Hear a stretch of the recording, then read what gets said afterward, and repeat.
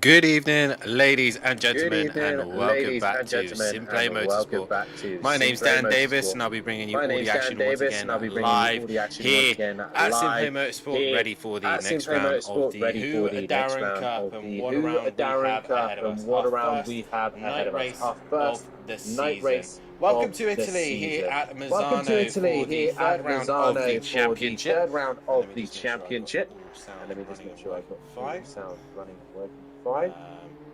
But like I said, welcome But to like I the said, next round welcome of the to the championship. next round of the championship.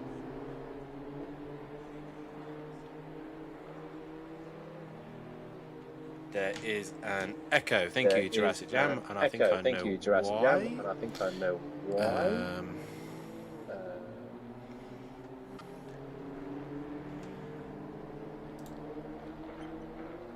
Hopefully you shouldn't be able to. Hopefully you should be able to hear Hopefully you it should now. So just let me be know if able to there's hear an it now. So echo just let me know or if there's not. an echo But or like I said, not. welcome for But the like I third said, round of the welcome for season, the and third like I round of said, the night season. race And here like I said, tonight at night Misano race at a here circuit tonight at that Misano at a is circuit kind of an that orthodox is circuit. kind of an At orthodox that, it's circuit. very To tight, that, it's twisty very circuit, and tight, also got twisty that long circuit, back straight and towards the also end of got the that circuit. long back And straight obviously, towards like the I end of said, the circuit. primarily known And as obviously, like I said, a primarily bike known circuit. as So, a I said, bike just let me know circuit. if you So, guys in I the said, chat just let me know cannot if you hear guys in the chat the can not echo hear no longer. the Hopefully, you echo no shouldn't. Oh, I longer. know why. Hopefully you shouldn't. I Oh, I know know why. why. What a donkey. Yeah, it should be gone now. Hopefully, you shouldn't be able to hear it. It's due to the fact that my controller was still on, so shouldn't be able to hear it now.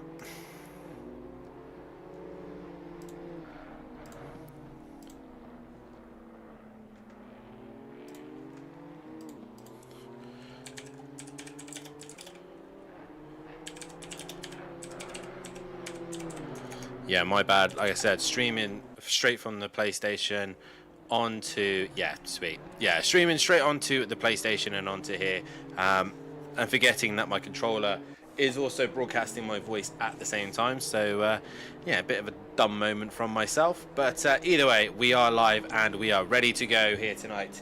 And like I said, what a circuit that we come to. We are here in Italy for the third round of the championship. And a quick run through how the championship worked. The Whodarron Cup, the M2 Championship, as we like to call it here at the Whodarron Cup, in memory of our old friend, old driver Whodarron, who we sadly lost a couple of seasons ago.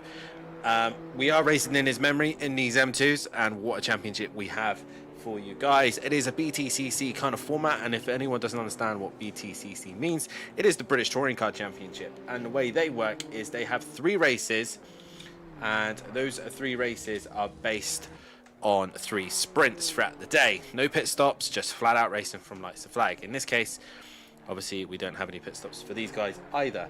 It is just pure flat out racing for 20 minutes. Also, the way it works, we're working on the old format for British touring cars, where we, instead of having a boost reduction, these guys are going to have a weight reduction increase. So your championship leader will gain weight and will hopefully be hampered each round with carrying that maximum kilos on board the car. Obviously, that will stick with them for the entire round. We can't change it as we go along. And obviously, the other thing that we need to take into consideration, the first qualifying session tonight will be a 10-minute session. And with that 10-minute session, they have got only a small amount of time to get those lap times on the board. So also just need to check the Whodarron Cup penalties. So I'll run through them in a minute. So the first qualifying session is 10 minutes, and then the 2 qualifying sessions following that, it's how we've kind of put it together, Jurassic Jam, is how we've set the rules up in that case. So like I said, we've put the championship leader who is leading the way. He's got maximum ballast on board, which is 40 kilos. And obviously as we go down, 40, 35, 30, and it goes down for the top 8. They'll be carrying that weight throughout the evening. and then we go into the second and third qualifier session where they're only 7 minutes. So these guys only have 7 minutes to get a lap time on the board, which is only going to be a minute or a lap or two if they're lucky. So it's really down to where they start in this. Sadly, we cannot do a reverse grid for the final race, but either way, we do another 7-minute qualifying session, and it can catch people out.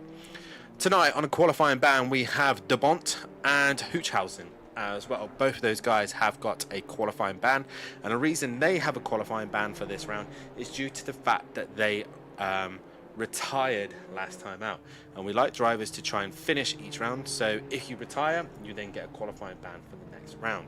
So we try to push drivers to complete races, and those guys are on a qualifying ban this evening. Regarding the championship standings, it looks... before we get into the championship standing, regarding Misano, obviously the circuit that we are racing here tonight, a circuit that we haven't got a lot of actually knowledge and experience around this circuit, but either way, the lap times here, the most successful driver around this circuit is actually the man who's top of the session at the minute. That is Kieran O'Reilly. He has 4 wins to his name and 3 pole positions around this circuit. Regarding also lap records, he holds that one as well with a qualifying record of a 133.4. The race record is myself in the Lamborghini of a 133.6. And the Genettas, again, O'Reilly holds the record on that, and the race record goes the way of Van Hoofen.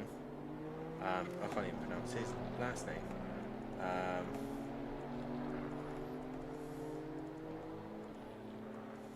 Van Ho. So Skunky changed his name to Van Ho. So he has a GT4 record around here as well. So regarding the championship standings, let's have a look at them.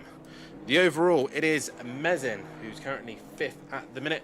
He leads the way and carrying that 40 kilos on board. Erish is then in P2 and he carries 35. O'Reilly carrying 30 kilos with Silth carrying 25 in that 4th place position. 20th place position, 20 kilos go the way of Van Ho in P5. P6 is De Monster, who's carrying 15 kilos himself. Schwarber carrying 10 kilos as he's P7, and Hooper carrying 5 as he is in P8. After that, we then have the rest of the grid with no ballast on board. Kowalski sat P9 with Porschnet in P10. P11 is De Bont with Harris in P12. Hibbs P13 with Post P14. McGowan in 15th with Zdanov in 16th. Matt Wright in 17th with Lojek in 18th. Ramsel in 19th with Varga 20th. Flop 21st. 22nd is Will Brink. 23rd is Crespo with Nugamanov in 24th. Jacket in 25th with Marsden 26th. 27 is Aberdeen with Maiger in 28th. Johnson 29th with Sorolski in 30th. 31st is Cox with Parro in that 32nd position. Anderson 33rd with Lee 34th. Hoochhausen in 35th with Crack in 36th, Smith 37th, Millington 38th with Best 39th, and Gilles, who will be joining this evening, will carry 20 kilos on board. And I believe we do have another driver with us, and again a name that's going to really throw me off, and he has not made it to the first race by the looks of things. So yeah, the way it also works here as well is the fact that the way, if you have a new driver that's coming to the championship, we obviously don't want you dominating straight away, so we apply 20 kilos to the car so that it kind of allows the other drivers a chance to basically keep up their championship without being hindered too badly. Couple of guys in the chat, Anderson, evening all, tough conditions for me tonight. How everyone has a good race. Jurassic Jam, are you going to incorporate in Project Motor Racing when it comes out? Yes, we will. We've already got a load of the admins already got it ready to download once it becomes live, and probably our fun events will more likely be moved over to Project Motor Racing. So we're going to test that out with the Whodarron Cup and see what we got. I won't be breaking any records tonight in the Pro-Ams. I won't be breaking any records tomorrow night in the Pro-Ams. Nowhere with those times. That's blistering pace.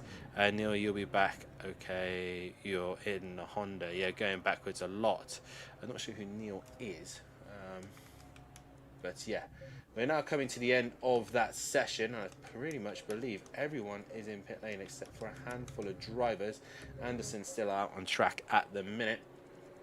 But there's Kieran O'Reilly setting the pace. Hooshausen sat in second. Lojek sat in third. Hooper fourth. Mezin fifth.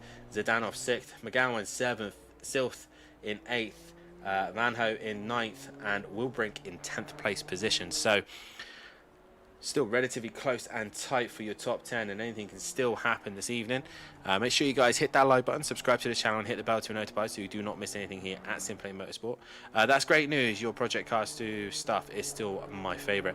To be honest, I still miss a lot of the Project Cars 2 stuff that we've done in the past. Project Cars 2 for me back in the day was so elite. We did so much stuff that was so good on that platform, and the broadcasting for me was so much better on there. I actually had a go not long ago on the game and realised that I'm terrible at it again. But yeah, hopefully we're looking to possibly the hypercars and the more hyper, the more high downforce cars. We'd like to see them make a return to the channel. We're coming to the end of this session. So guys, who do we think is going to look good in this one? O'Reilly once again showing what he can do in any form of car. Obviously defending champion in the Whodarron Cup Series. Won in the Ginettas. Can he continue this form in the M2s? That is the question. Project Cars 2, a Tokenite question mark when. I mean, Matt Duffin would love that for sure. I know he would, but I think with the game's just outdated. Maybe when we go to Project Motor Racing, we might be able to put something together once again. Who knows? But yeah, we would love to do something like that. I think if they had minis, then we'd be keen for sure. I'm pretty sure that would probably end up happening.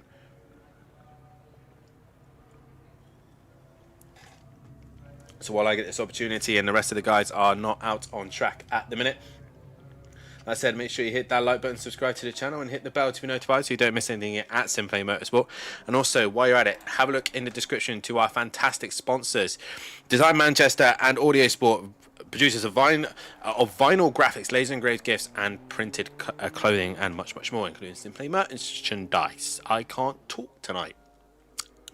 Audio Sport, manufacturers of VW, Transporter, T4 audio solutions and styling products. Head over to www.audiosport.co.uk. Stevie in the chat, be gentle. I'm new. Apparently, I used to be able to do 48s in this car, but I'm super rusty. Stevie, I'm not sure which one you are. I'm guessing you're Glees? I'm probably absolutely ruining your name right now, but I'm giving it a good go. So yeah, have a look at their Facebook page, YouTube channels, have a look at all their information below. I remember you laughed your ass off at a few times on Comstan. Of course, they're always entertaining is the Tokenite. It always has been, always will be. Hooper is the first one out on track. But yeah, usually it's a right giggle. But yeah, who's going to take pole position, guys? That is one of the questions here. Let's see who is going to come out on top of this one.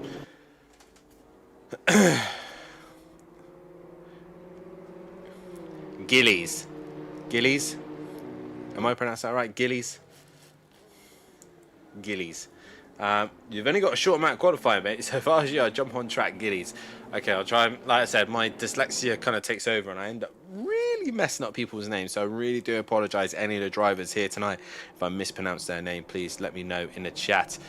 Neil has just become welcome to the fan club. Thank you for joining the fan club there, Neil. Much appreciated. And we got some exciting things now. We've hit that 1,000 Gillies. Yarp. Sweet. See, I'm getting the hang of this.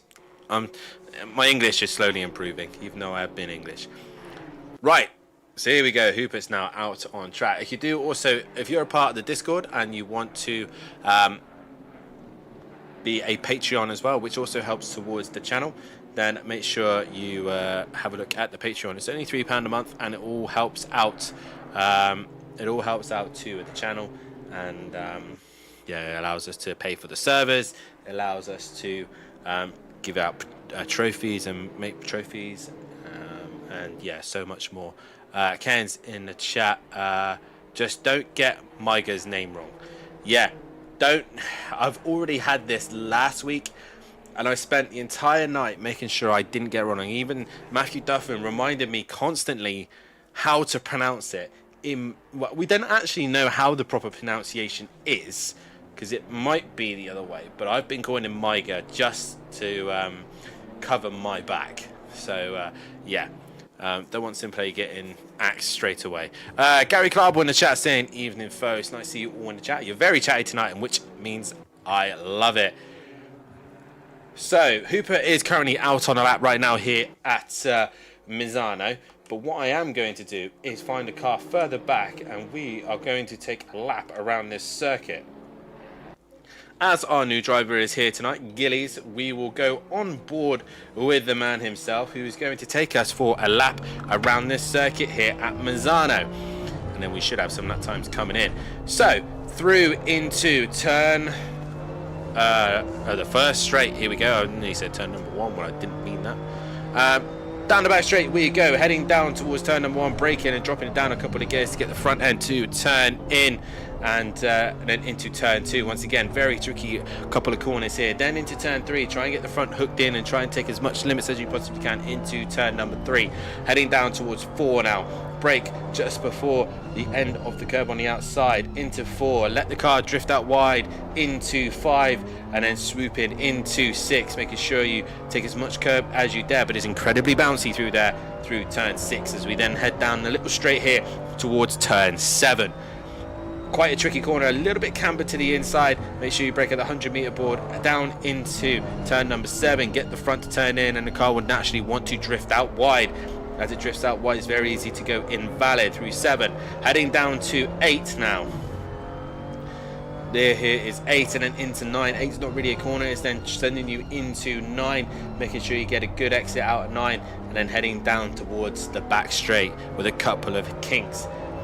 9 done. Now you want your toe as best you possibly can as you chase down the cars in front up towards 10. Again, not really a corner through 10, staying out wide, and then into 11 and 12, braking just as you go past 11, get the front to turn in for 12, and then let the car run out wide. Late apex into 13, goes a little bit deep, there goes Gillies, and make sure he gets a good exit, for then he opens up 14. Take as much curb on the inside as you dare, run it out as wide as you can to then set yourself up for the final corner of 15, and again same concept, down into the inside as close as you possibly can, and with a decent lap time on the board, Gillies on his first attempt is going to put himself into 10th place position, so a decent lap there from himself. O'Reilly though setting the pace instantly with a 47.2. Who else are we yet to see a lap time? We are on board with Hoopert. If I remember, T7 is actually T8. I guessed, if I'm honest. I pretty much guessed. Hooper, a man who's been on form all season, has been very, very quick, but the results have not played into his way. And across the line, and there we go. Consistency once again for a 1-lap pace. Hooper goes to the top, fastest man of the session. Sylph yet still to put a lap on the board. Who else are we waiting for lap times? O'Reilly crosses the line now. Does he improve? No, he does not. Airish does improve to go P4, but McGowan once again finding pace and goes through. A few other positions being made. Zdanov looking like he's made a couple of positions. Hibbs, Lee, the Monster still waiting to put a lap time on the board from him. Matt Wright coming out of pit lane. Here comes Millington, and no improvement from him as we still wait for other lap times to come in. Van Hoor's gone into P6. Nugamanov now coming to the line, currently 7th at the minute. Any improvement on him? No, he stays where he is for the moment. Zdanov meanwhile has gone into P9. And Hibbs on a lap also. We're still waiting for other lap times to come in. Smith currently struggling at the back of the pack. We got Mezin now coming to the line, and just behind him is Miga as well. So here comes Mezin. Where's it going to put him? No lap time on the board for him, but Maiga does go up to 14th place position. So it's very, very easy for these guys to invalidate their laps here, as we see Marsden now coming into the final corner. And if everyone's watching the stream and wondering why there are different colors on the left-hand side, it is not due to online ranking. It is based here on our ranking here at SimPlay Motorsport. If you're in the white, you're in the gold class. If you're in gray, you're in the silver class. And if you're in red, you are in the bronze class. And it kind of gives the drivers a good opportunity to kind of race who they want to race. Meanwhile, Hubert comes to the line.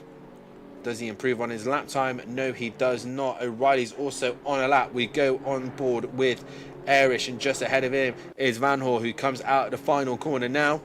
Lojak goes up into P5. Is Van Hoor going to improve? Yes, he does. Erish does not, though, as McGowan is on a lap. Is he going? He's going to go to the top of the session, as Silth also has improved. He goes P3. So O'Reilly with a little bit of work to do by the looks of things to get ahead of his teammates here. But McGowan once again showing his pace. Flop meanwhile letting a few of the cars through, and we're just seeing any improvements there. I think that was Wilbrink. Yeah, Wilbrink finding some improvement there and improving on his lap time and positioning. Zdanov once again looking quite quick here. 1.2 off the pace. Does he go any quicker? No, he does not. Varga, meanwhile, just behind him, P8. He does improve to go a little bit higher. Any improvement from other drivers? We got Maiga coming into the final sector, as does the Monster as well. But Mezin still yet to put a lap time on the board. Your championship leader crosses the line, and he does finally put one on the board, and it's 5th. With that one, Maiga now, no improvement. The Monster, any improvement? He goes to 13th now. So lap times are coming in thick and fast. Gilly's currently in P17 at the minute. No improvement from him. Obviously, he's carrying the 20 kilos on board for a new entry here tonight. So we'll see how he's getting on with that one, as we are now coming into the last minute of this session. And Hubert now through the final corner. Pushes a car to the limit now, coming to the line. What's it going to be? Is it going improvement? Is he going to go fastest? No, he does not, and stays where he is. Silf, no improvement either. Meanwhile, McGowan is on another lap, as is a few of the other. Van Hoor is now coming to the line. Lojek didn't improve. Does Van Hoor? No, he does not. Erish doesn't either, but O'Reilly does improve and go faster, and McGowan not too far off the back of him either. Wilbrink, meanwhile, into the final few corners. I believe Matt Wright is just ahead of him. Yes, he is. Currently 24th at the minute. Can Matt Wright improve? No, he cannot. Where is Wilbrink? He's currently 11th at the minute, and he goes up into 10th. Just jumps ahead of Harris, who is back in pit lane. So lap times now coming in thick and fast. And I'm trying to see all the drivers as best I possibly can. So cars now coming to the end of their session. And the first one to finish was Varga. He goes P9. Schwarbert there in the end goes P16. Who else we got coming to the line? The number 2. That is Mezin, your championship leader. Any improvement from him? No, he will start best 5th place at the minute. So a lot of work for him to do. Meanwhile, De Monster goes to 11th place position. And we now wait for the others. Gillies in the end crossing the line and goes into 18th place position. Meanwhile, we still wait for the kind of top end of the grid to now come to the line. Hubert now into the final few sectors here. I believe that is the 25. They've invalidated their lap time. And here comes Hubert. He improves but stays P3. That is crazy. O'Reilly now coming into the final corner. Varga, holy moly, I've never been this close to O'Reilly before, I think. And Varga is having a bit of a moment there. And O'Reilly does not improve. McGowan doesn't improve either. And I think that is pretty much everyone done, except for whoever's in the final few corners. It is Cox, who's still on a lap here, 26th at the minute, can gain a couple of more places here. Varga, like I said, having a bit of a stars in his eyes moment here, getting that close to O'Reilly, as Cox now comes out of the final corner. Is he going to improve on 26th position?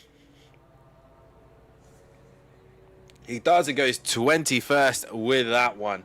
And a great qualifying session. But once again, it is your defending champion who's on pole position here tonight. Kieran O'Reilly takes the win. A reminder to any of the drivers, if you are able to join the Discord at the end of the race, if you finished in the top 3, then yeah, you're more than welcome to come and join in for a interview.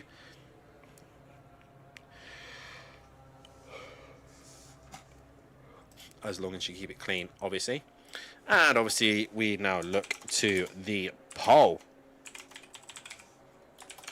Should be a good one, this one. I think the racing should be close. It's going to be tight in the first couple of corners. But we shall see how they all get on. Guys, make sure you hit that like button, subscribe to the channel, and hit that bell to be notified. And like I said, once you subscribe to the channel, you'll be able to keep up to date with all the news of what happens here at SimPlay Motorsport, especially with all the hype of Project Motor Racing and what we possibly could offering in the future. So make sure you're a part of that. If you do want to be a part of the action on the grid, then make sure you head over to the Sim Grid, get yourself signed up on there, and also give yourself a chance to get yourself into the Discord. Once you are then in the Discord, then we'll ask you to fill out a oh god, I can't talk. Once you're in there, then we actually do the hot stints. They'll be able then to categorize you as best as we possibly can into the correct categories. You must complete 5 valid laps around Barcelona in our hot stint server. 10 seconds. Like I said, we'll be able to then put you into the correct category. Poll is up, ladies and gentlemen. Get your votes in on who you think is going to win this one. O'Reilly, McGowan, Hoopert, and Silth. And as they leave the grid, a quick run through of the grid order. We've got Kieran O'Reilly, who will start on pole position ahead of McGowan. Then it's going to be Hooper in P3. P4 is going to be Silth. Mez in P5 with Lojak in P6. Van Hall P7 with Airish in P8. Varga P9, P10. And rounding off the top 10 will be Wilbrink. The Monster just outside the top 10 will start in 11th place position. Ahead of Harris in 12th with Nugamanov in 13th. Then we got Zidanov starting in that 14th place position with Flop starting in 15th. Schwarber will be in 16th with Hibbs in 17th. Gillies will start in 18th place position with Lee in 19th. Maiga is in 20th with Cox starting from pit lane. So it's now going to be Aberdeen who moves up to 21st. Ramsell 22nd. Crespo will start 23rd with Matt Wright 24th. 25th will be Marsden, while 26th will go the way of Millington. 27th will be Smith. 28th will be Anderson. 29th will be Hoochhausen and Johnson towards the back of the pack. Those two have not decided to qualify. Obviously, Hoochhausen had a qualifying ban due to retiring from the race last time out at the Nürburgring. So guys, get your votes in on who you think is going to win this one, and like I said, hit that like button, subscribe to the channel, and get chatting in the chat. Let's hear from you guys. Who's supporting who is going to win this one? So far, first time out at Alton Park, it was an absolute domination from Mezin, taking all 3 race wins. Then we went to Nürburgring, and we saw once again Mezin take another race win. 4 wins he's had this season, and then Hooper taking the other 2. Can O'Reilly finally get that monkey off his back and finally get a win this season? Or will McGowan from the casuals upset them? Obviously keep an eye on Hooper and Silth. Also, those guys looking very, very racy as well. The MSA boys always looking competitive, but it has been either Hoopert or Mezin this season. Who is going to win this one? As they've got a lot of work to do here tonight. As we now go into the final few corners here, we got ourselves ready and raring to go for the first race here at the Whodarron Cup M2 Championship. It is going to be some classic names here at SimPlay Motorsport. Kieran O'Reilly, your defending champion, against McGowan, Ian McGowan on the front row. The casuals versus MSA, anything can happen here. Make sure you are tuned in and ready to go, because not just this race, but 2 more races yet to come with very short qualifying sessions. It is going to be fun, it's going to be impact, and it's going to be awesome. Who's going to win the first race as we now wait for starters' orders in the final corner?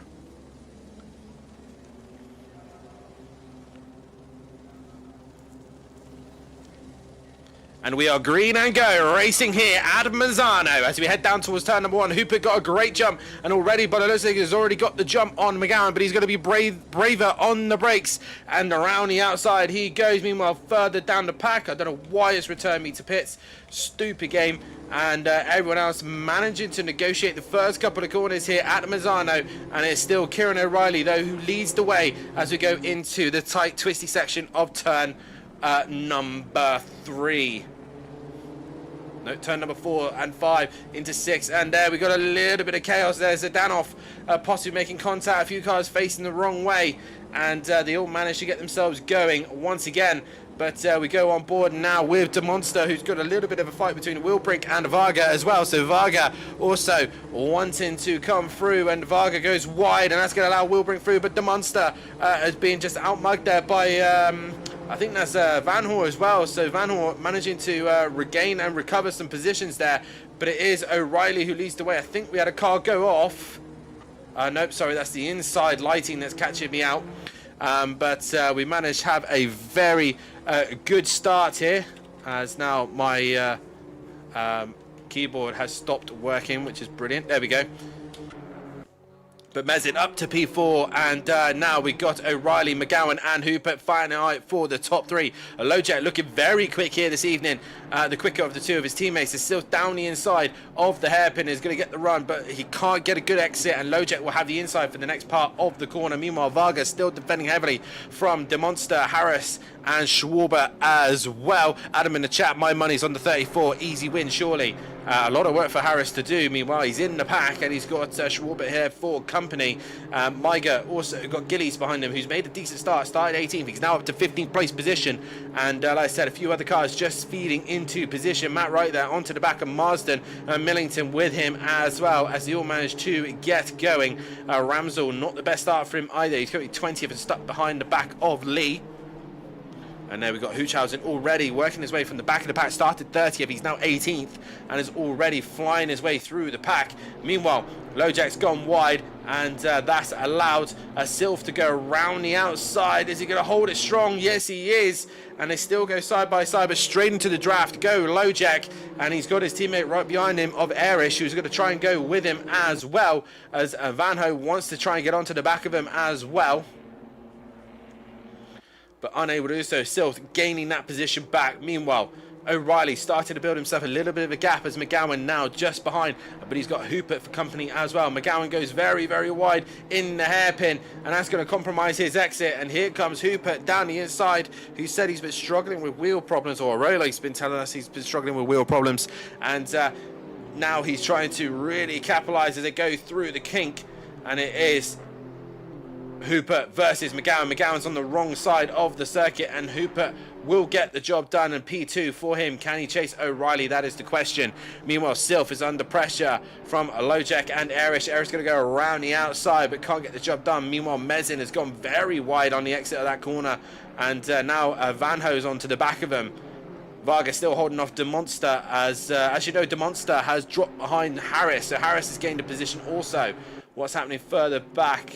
Fast at the minute is gone the way of Millington. Only want to set a valid lap time at the minute, but O'Reilly crosses the line. He now sets the fastest lap, and the pack now starts to begin to spread ever so slightly. We've already 4 minutes into this first race, and there's already been some great scraps already. Erish now not the best qualifying, but he seems a lot racier in the race, and is right up the bumper of his teammate of Lojak, but he can't find a way through at the minute. Van Horst still also giving him something to think about just behind, as they go through the tight tisty section of the first sector. And there Lojak and Van Horst go side by side, and Erish looking like he may have got the job done, but Lojak is going to brake later, and he does so. Meanwhile, further back, that is DeMonster and Schwarber going at it. Schwarber goes up the inside, and job done for him. Great position gain for him. as everyone else now going at it, as Ramsell's now on the attack of Aberdeen. As now Hooper now on a mission to try and chase down O'Reilly. Reminder as well, O'Reilly carrying 30 kilos worth of weight on board. The ballast starting to hurt him maybe, as Hooper only carrying 5. McGowan, no weight I believe on board his car. And here we go, down the inside goes Van Hoor on Airish. And yeah, Van Hoor down the inside, job done, as Airish tries to keep his nose in and gives him a shove, and Van Hoor just keeps it pinned. The front will come round as it's done so, and Airish there gaining position by a bit of a shove there, but luckily Van Hoor's not missed out. Varga meanwhile is facing the wrong way. So as Varga had contact with someone, no, he looks like he's had a moment all on his own, but meanwhile Harris now has got Van Hoor ahead of him.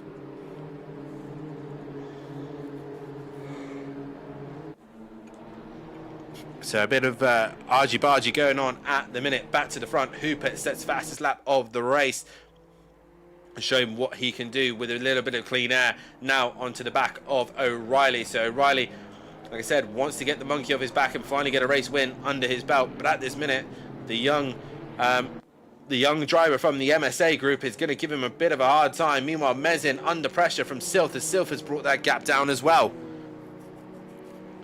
So here comes Silth looking to give the fight to your championship leader, but he's doing everything he needs to do at the minute, scoring decent points. Meanwhile, De Monster is now coming back on the attack of Schwarber up the inside of the left-hand hairpin, but cannot get the jump there and has to fall back into position.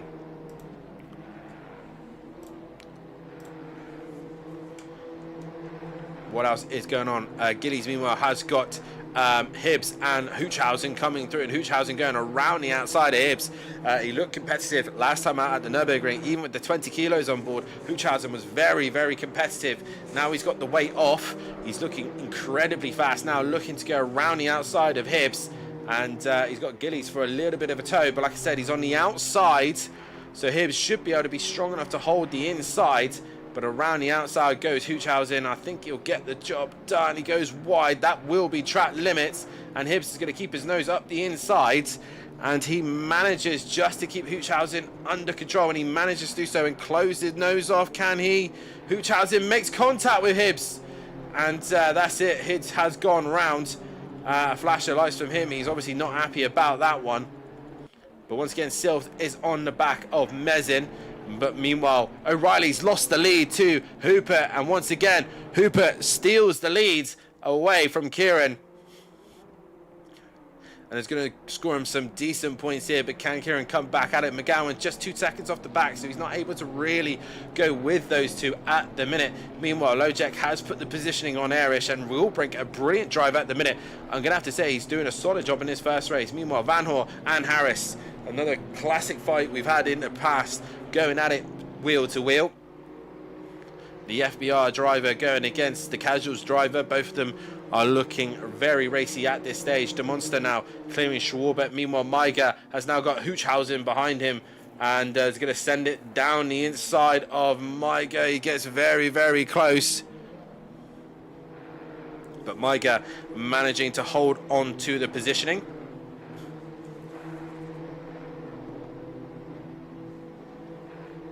Hoochhausen once again tries to go around the outside, but no can do. Maiger's got that covered. Gillies, meanwhile, is just sat behind watching this all unfold. Meanwhile, Aberdeen's been forced out wide by Ramsell, and here comes Flop as well. Viger is in this as well. So we got possibly a three-way fight as we head down towards the kink.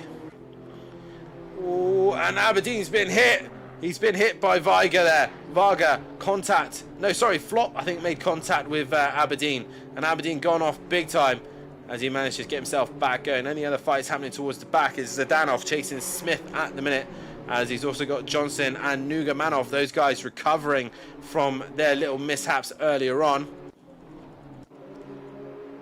But back to the front, Hooper now leads this race.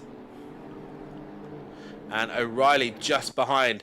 Meanwhile, McGowan just sitting pretty at the minute. He's 1.3 off the back of him, so he's just keeping pace with them at this stage. If they decide to race once again, Mezin has lost that position into Silth, and Silth has now cleared him.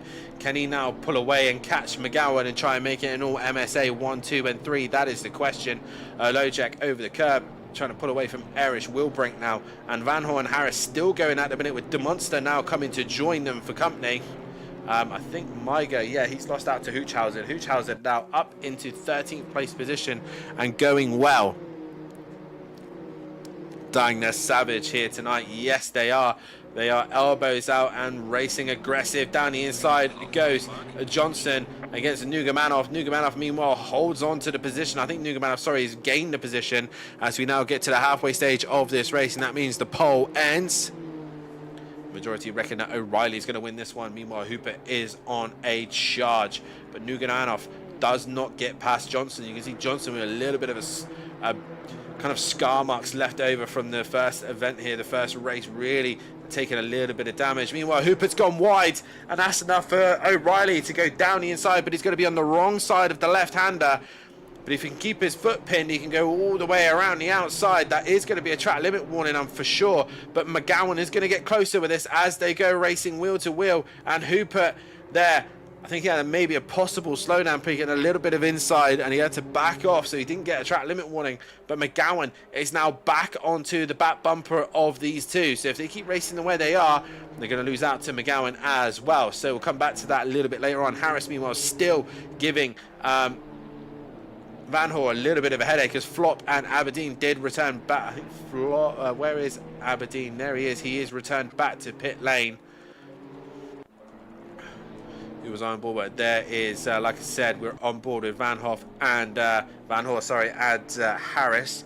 De Monster is now getting involved as well. Gillies is now onto the back of Maiger and can't really do anything about it at this moment in time. And I said, everyone else relatively spread out at the minute. Anderson not having the best round either, as O'Reilly and Hooper are going at it once again. Wheel to wheel will go on board with McGowan, who's seeing all this action unfold, and both of them go a little bit wide. McGowan's going to come up the inside, but he's going to struggle for traction. He wants to get straight back into the slipstream. We'll go on board with Hooper. Sorry, well, no, we'll go on board with O'Reilly, and here comes Hooper now down the inside and gets the job done, I think. Nope, they're still side by side, as Hooper has a snaky moment, and I think McGowan's going to probably, no, he's not. And down the inside comes O'Reilly. But once again, McGowan's watching this all happen, but he's not going with them. Silv, more than anything, is catching McGowan and is catching these four anyway. So the race is happening. Van Hoor looks like he was a little bit under pressure there from Harris. And here comes De Monster as well. Tips in the chat saying Andy's pedals disconnected. What a shame. And Harris had a mistake, and that is it. De Monster down the inside. It will be then on the outside for turn number 1. And De Monster gets the job done. Schwarbert now straight on the attack, but Harris looks back up the inside of turn 2. He cannot get the job done there, but De Monster has gone a little bit bad, got a bad exit now, and here comes Hoochhausen after all this. Can he get himself into the top 10? As Harris defends the inside from the 2 behind, but also looks up the inside of De Monster, but could not get the job done. Hoochhausen has relinquished Schwarbert. His next target is Harris, and then De Monster. Meanwhile, back to the front. Hooper is now back in the lead once again, and O'Reilly is still behind, and Hooper has gone very, very wide. And here comes McGowan now down the inside as well. So job done for him. Now he's back into the toe of O'Reilly. So it's really going down to the wire here with 6 minutes still left to go, and McGowan is having a great little scrap between these three. And now knocking on the door is Silf just behind, and he's slowly tagging along with him. Mezin, who's just hanging in there, your championship leader, is just there. He can see the four of them fighting it out. Now Silf's on the scene, This is going to be an interesting fight right to the bitter end here. Meanwhile, the Monster, Harris, and Hoochhausen is still going at it wheel to wheel. Gillies still on the back of Maiga, and that is the Monster, I think, going around. Yes, it is. Possible contact maybe from Harris. And through it goes Hoochhausen. That will put him into the top 10. Can he get Van Hoor? That is the question. Back to the front. Meanwhile, McGowan and Hooper. Hooper goes up the inside of turn 2. But McGowan has then the inside for 3. Hooper trying to swing back underneath and try and get the better run going into 4. McGowan gives him in the racing room, gives him the space. But Hooper is going to go down the inside. McGowan losing out once again and down the inside. Opportunistic there from Sylph, but he could not quite get the opportunity or the run, and he now has to fall back into position. Mezin, meanwhile, further behind, slowly working his way, but that's given O'Reilly a bit of a brink, a little bit of a run. As also Mezin has not just got the guys in front to worry about, he's got Lojek who's also bringing the gap down. So there's some good fights happening towards the end of this race as Hoochhausen now looks towards to chase Van Hoor towards the end. Other fights happening on track. We got Varga going against Matt Wright at the minute.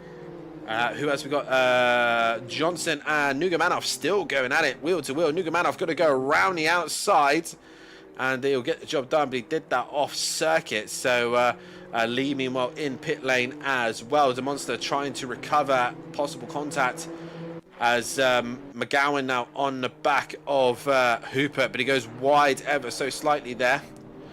And like I said, O'Reilly still yet to have a win this season. Rory 6 races in, 2 rounds done, and this is round number 3, race number 7, and 4 minutes left to go of this first race. McGowan stepping out there, and here comes Silt. He's had a better run, he's had a better exit out of the final corner. He's going to send it down the inside of turn number 1. He is going to think about it, he's going to not quite get far enough alongside. McGowan just slightly turning into him on entry, but unable to get the job done there. Further back, meanwhile, Schwarber is now on the back of Harris. Car coming out of pit lane there. De Monster trying to hunt down Hibbs and Ramsel. Varga and Matt Wright. Matt Wright's dropped further back. Maybe a possible contact there as he's now dropped behind. I think that is Zdanov. Yes, it is. So he's dropped down to 21st position. And Marsden just on the back of him as well. Johnson still sticking on to the back of Nugamanov. But 3 minutes left to go of this race. It is O'Reilly from Hooper, from McGowan, Silth, Mezin, Lojek, Erish, Wilbrink, Van Hoor, Hoochhausen, Harris, Schwarber, Maiga, Gillies, Ramsel, Hibbs, De Monster, Varga, Crespo, Wright, Zdanov, Marsden, Nugamanov, Johnson, Cox, Anderson, Lee, Aberdeen, and Flop. And those are your running order at the minute.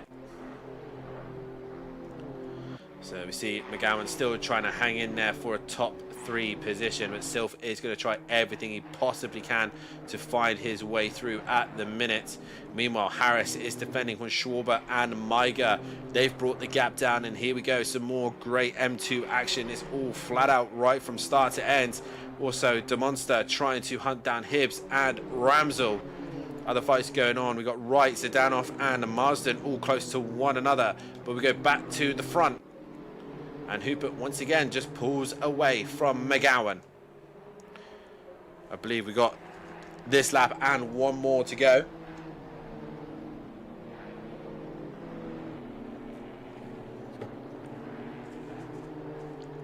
Excuse me, just having a swig of my drink there.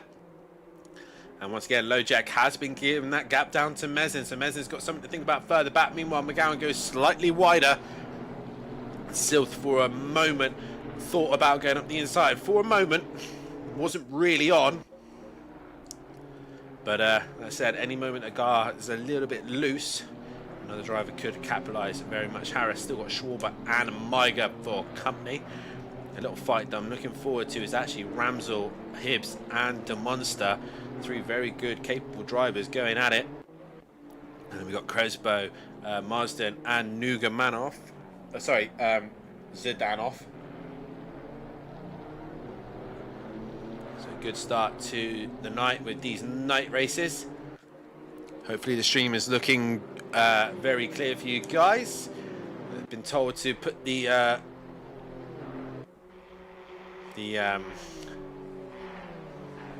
lighting up so you guys are able to see the stream a lot better. So it's nice to have a little bit of clear streaming. Still giving McGowan a bit of a hard time. If anything, McGowan's now starting to give Hooper a little bit something to think about. LoJack once again getting close to Mezin. Fastest silver driver at the minute as Wilbrink, like I said, having a solid race at the minute. He has got Van Hoor behind him, a very well experienced driver here at SimPlay Motorsport. And Hoochhausen getting himself into the top 10. A good recovery drive from him.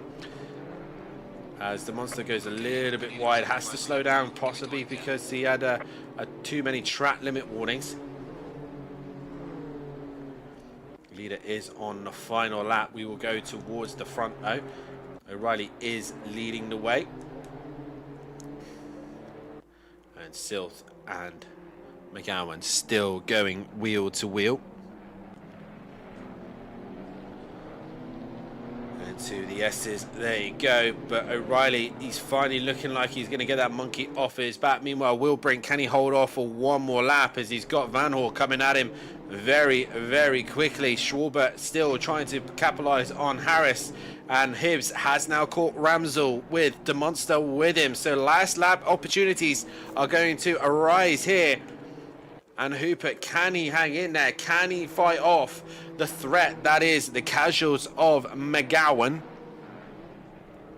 There is also a teams championship as well. I will go through the teams and the individual classes towards the end of the night. It's kind of difficult to keep on top of him. McGowan's had a much better run out of the final corner, and he's going to look to the inside. He's towards the kink. Hooper is just kind of in the middle of the road, making it difficult, and he cannot get alongside. He's going to have to probably settle for third place here unless Hooper goes wide in the hairpin, which I doubt he will. McGowan actually himself goes a little bit wide and puts himself under threat from Silth. But your defending champion, the number one, the MSA driver, the man that is on form here at SimPlay Motorsport, Kieran O'Reilly, exits the final corner and finally wins the race here tonight. Congratulations to him. Towards the line comes Hooper. He holds off the second and fastest lap. McGowan third, Silf fourth. Mezin in the end just holding off LoJack towards the end for fifth and sixth. There's Airish P7. Wilbrink is going to hang in there for a top 8 position ahead of Van Hoor in P9. Hoochhausen, good recovery drive back up to top 10 as Harris goes in 11th. Schwarber from then Maiga, Gillies, Ramsel in the end holding off Hibbs and De Monster to round off the 17th place position. Varga comes across the line to finish in 18th place position. Matt Wright now coming to the line in 19th place position, with Zdanov just behind him for 20th, and 21st was Crespo. Mazda in there 22nd. Nugamanov in the end going to finish in that 23rd position. Oh no, he's not, as Johnson's going to finish 23rd. Nugamanov in 24th. Cox will finish in 25th. Anderson 26th. Aberdeen will finish in 28th, and Flop in 29th. That was a good little race from those guys. De Bont didn't race tonight. Not that I know of. Berserker, I have not seen him on the grid, so no De Bont for that one. But Kieran O'Reilly finally gets that monkey off his back and gets a race win. We'll be back in a few moments' time as we will go to a short break. But we'll be back for qualifying 2 after this break.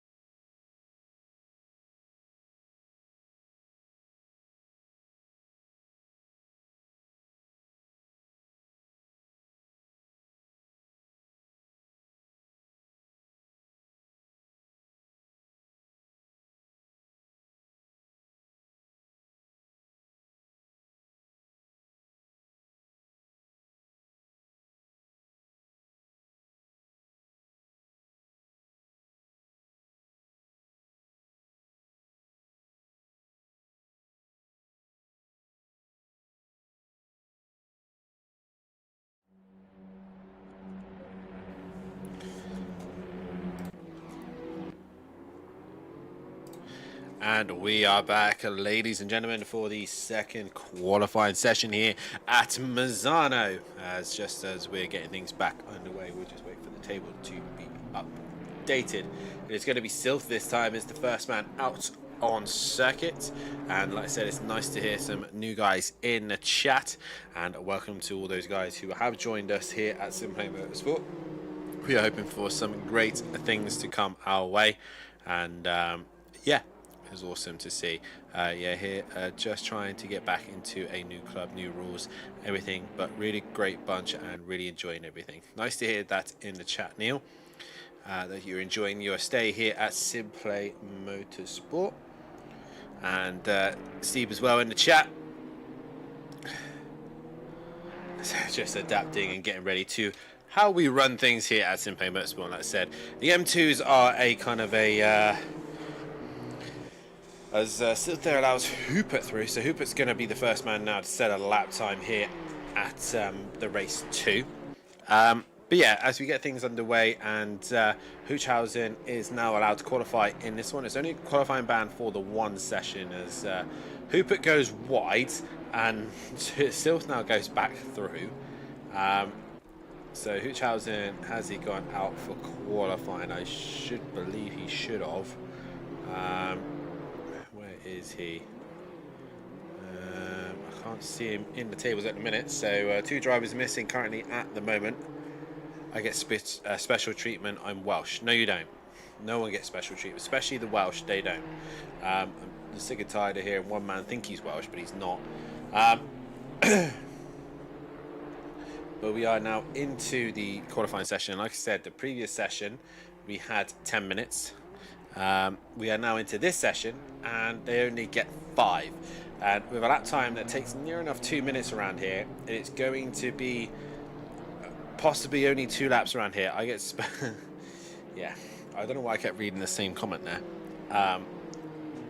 but it's going to be Sylph who's going to set the first lap here. Needs to have actually broke away from the rest of the pack as well. I think there's Ramsel behind them. Yeah, it is. So Ramsel's behind these two, and they've all built themselves a buffer a little bit.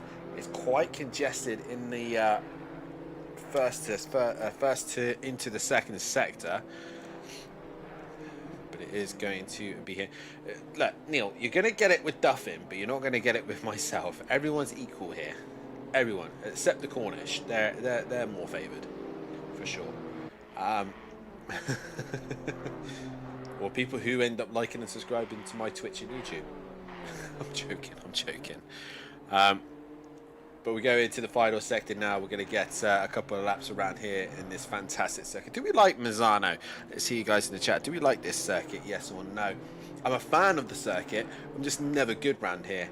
I believe I've only got 1 win and 1 pole position to my name round here. So I believe that was in the Lexus. So yeah, a circuit I've loved but not gone well at.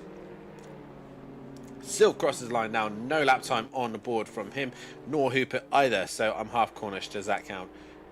Close enough. Ramsel crosses the line. No lap time either, as we finally get O'Reilly set a lap time. So a couple of guys not able to put a lap time on the board. Maiga now also in the final set. The Lojak crosses the line. He goes P2 with that one. Lee and Nugamanov also putting some lap times on the board. McGowan only P2 with that one, but at least a lap time on the board. Aberdeen P5. No, bro, you can't cheat with that. Berserker in the chat. Zdanov crosses the line P3. We've got more lap times coming in. Maiga goes P5. Varga was in P6 with that one. Who else have we got here? Gillies goes into P9. Aberdeen in the end P10. This is the first time I'll be racing on here at night. Looking forward to it. What I would do is put your brightness as high as it goes. It's helped me out massively actually, even though I've done it for the stream. I obviously left it so that I'm able to keep it for the same for the stream, and it's actually worked out rather well because I can see a lot more of the circuit. So a little hack there for you guys if you're struggling with the trying to find your apexes and braking points.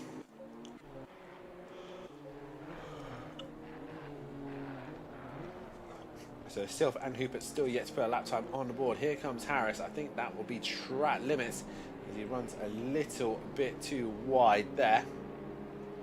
Crosses the line, no lap time for him, nor for oh god, I've lost who I was there. Marston crossing line now. Sylph finally a lap time. No, Hubert though does put a lap time on the board, and it's 47.9 for him. So finally gets a lap time on the board. Did Ramsell? Yes, he did, but not kind of the lap time he was expecting. As O'Reilly improves and goes faster with 47.7.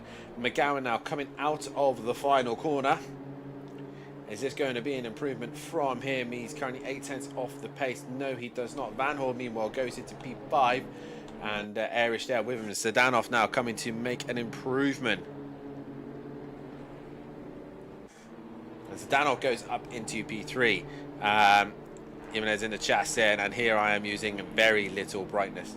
Trust me, it would help massively. Flop goes into P5. Like I said, I'd done it initially for the stream to look nicer.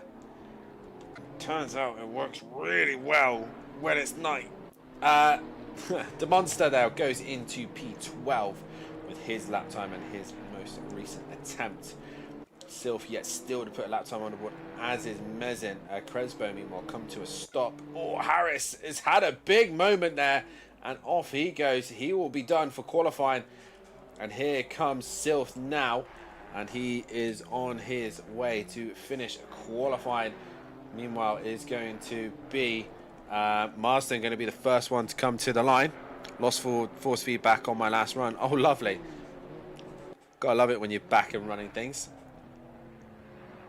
And to the line now comes Marston. And he does get a lap time on the board. Sylph, what can he do? 24th at the minute. No lap time valid at this moment in time. He goes P5 with that one. Hubert cannot dethrone O'Reilly, who's in pit lane anyway. What can McGowan do? Meanwhile, Mezin still yet to put a lap time on the board. Here he comes to the line. He does and puts himself into the top 4 is what he needed. A lot of the cars now coming to the line. And towards the line we go for McGowan. Is an improvement? Yes, it is. Puts him 4th though. So Zdanov with a good qualifying session at the minute. He's now behind Varga, who's on a lap. Nugamanov in the end, 11th with that one. And Zdanov does not improve and stays P3 with that one. Maigo goes P7. Schwarbert there P8. Airish is on a lap as well. Van Horn's dropped down to 11th place position. And towards the line now comes Airish. Is an improvement? Yes, it is. P5 in the end for him. The monster to the line. He now goes P6. That was a solid lap time from him. And one car left out on track. That is Anderson, who's currently 25th at this moment in time. Comes out the final corner. Crespo, Harris and Johnson unable to put a lap time on the board. Anderson to the line.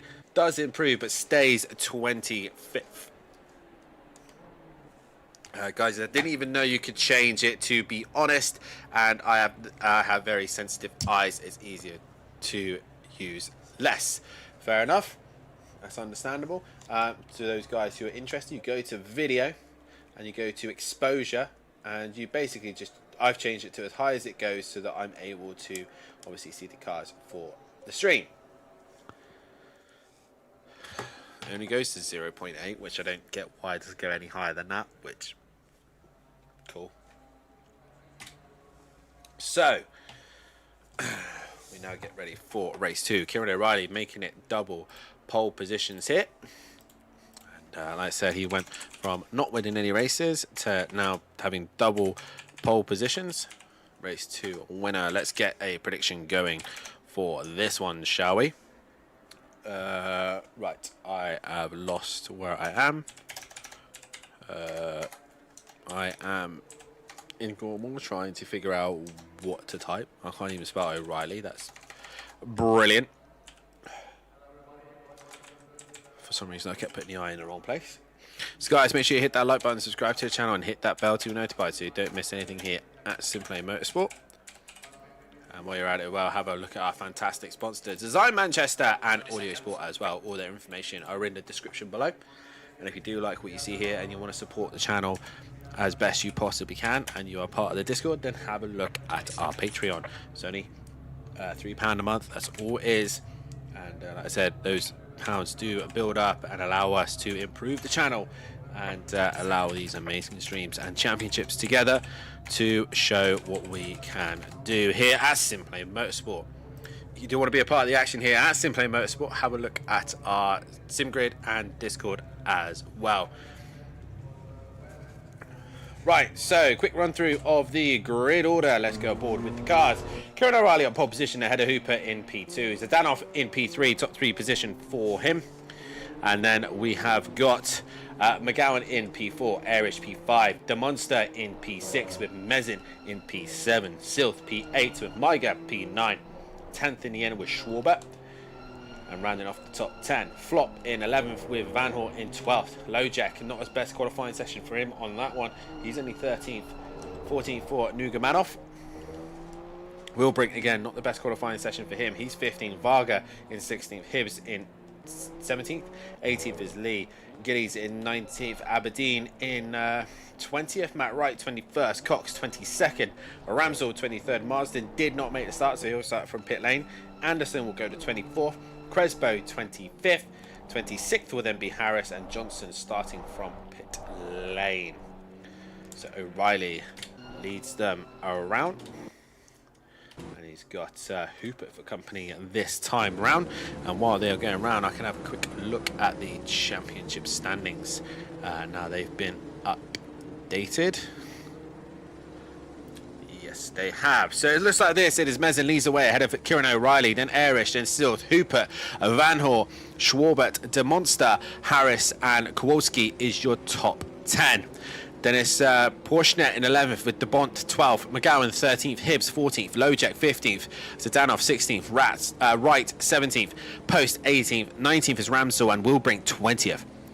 Varga from Crespo, from Maiga, from Flop, Marsden, Nugamanov, Jacket, Johnson, Aberdeen, and Hoochhausen is your 30. 31st is Cox from Shaworski, Anderson, Paro, Lee, Gillies, Crack, Smith, Millington, and Best are your only point scorers at this moment in time. Regarding the teams, there we are. MSA leads away 146 ahead of Schwarster's Motorsport. Then the casuals. Then it's Greasy Bandits Racing, Autobahn United, Only Sliders, Apex Motorsport, Kozak Racing, Team FBGB, GBU Racing, Quantum Motorsport, SimPlay Racing, Minax Racing, Soldor Racing, Billy No Mates, and then Team SPR rounding them off as we now get into the final few corners now. And here we go. O'Reilly from Hooper and MSA 1-2. Can the Kazakh driver of Zdanov gets him nose involved? Can McGowan have a better race? Here we go as we now wait for starters orders for race 2 here tonight.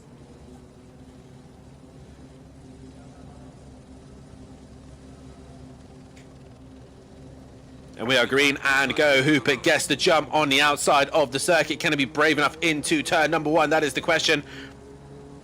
O'Reilly is going to try and keep his nose on the inside, but he is going to drop further back though, as Hooper will have the inside for the second part. O'Reilly will be back up the inside. Meanwhile, further back, it's getting a little bit congested.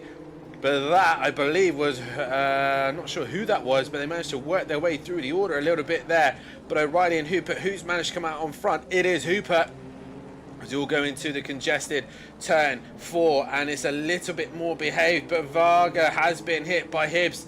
And not sure who else was there with him, but Varga, the biggest casualty on that one. But it is Hooper who leads the race from McGowan, who has got the jump. Meanwhile, Zdanov's dropped down into the pack. He's with Erish, Silth, Maiga, De Monster, and a whole bunch of cars there as well. I think Mezin's in the middle of that as well. Yes, he is. Down the inside of the hairpin we go. We go back on the helicopter cam just to see exactly what is going on. There's a lot going on here at the Miz. Zdanov's just losing momentum and losing pace here compared to the rest of the pack. Further back, we see a little bit of an incident, I believe. Is that Ramsell? Yes, it is. So Ramsell's been caught up in an incident further back. But back to the front. It is your three once again. Hooper from O'Reilly, from McGowan, from Erish this time, then Zdanov, Mezin, Silth, and here comes the monster around the outside, missing his brakes by the looks of things, but manages to keep it together. And oh, Lojack's been hit. I'm not sure who hit him. I don't know if it was Flop or Van Hoor, but he's ended up going around, and everyone kind of came to a stop and got going once again as you'll go through into the final sector here. And it's all been a little bit messier at the start of this one. But once again, Hooper leads the way from O'Reilly, from McGowan, from Erish. Those are your top four, and Zdanov now got a big job to keep the rest of the pack behind him. Meanwhile, Maiga has got ahead of Silth. And the monster now wants a bit of the action as well. Schwarber just rounding off the top 10. I said two drivers did not make it into the session, not sure who. But either way, we are off and racing.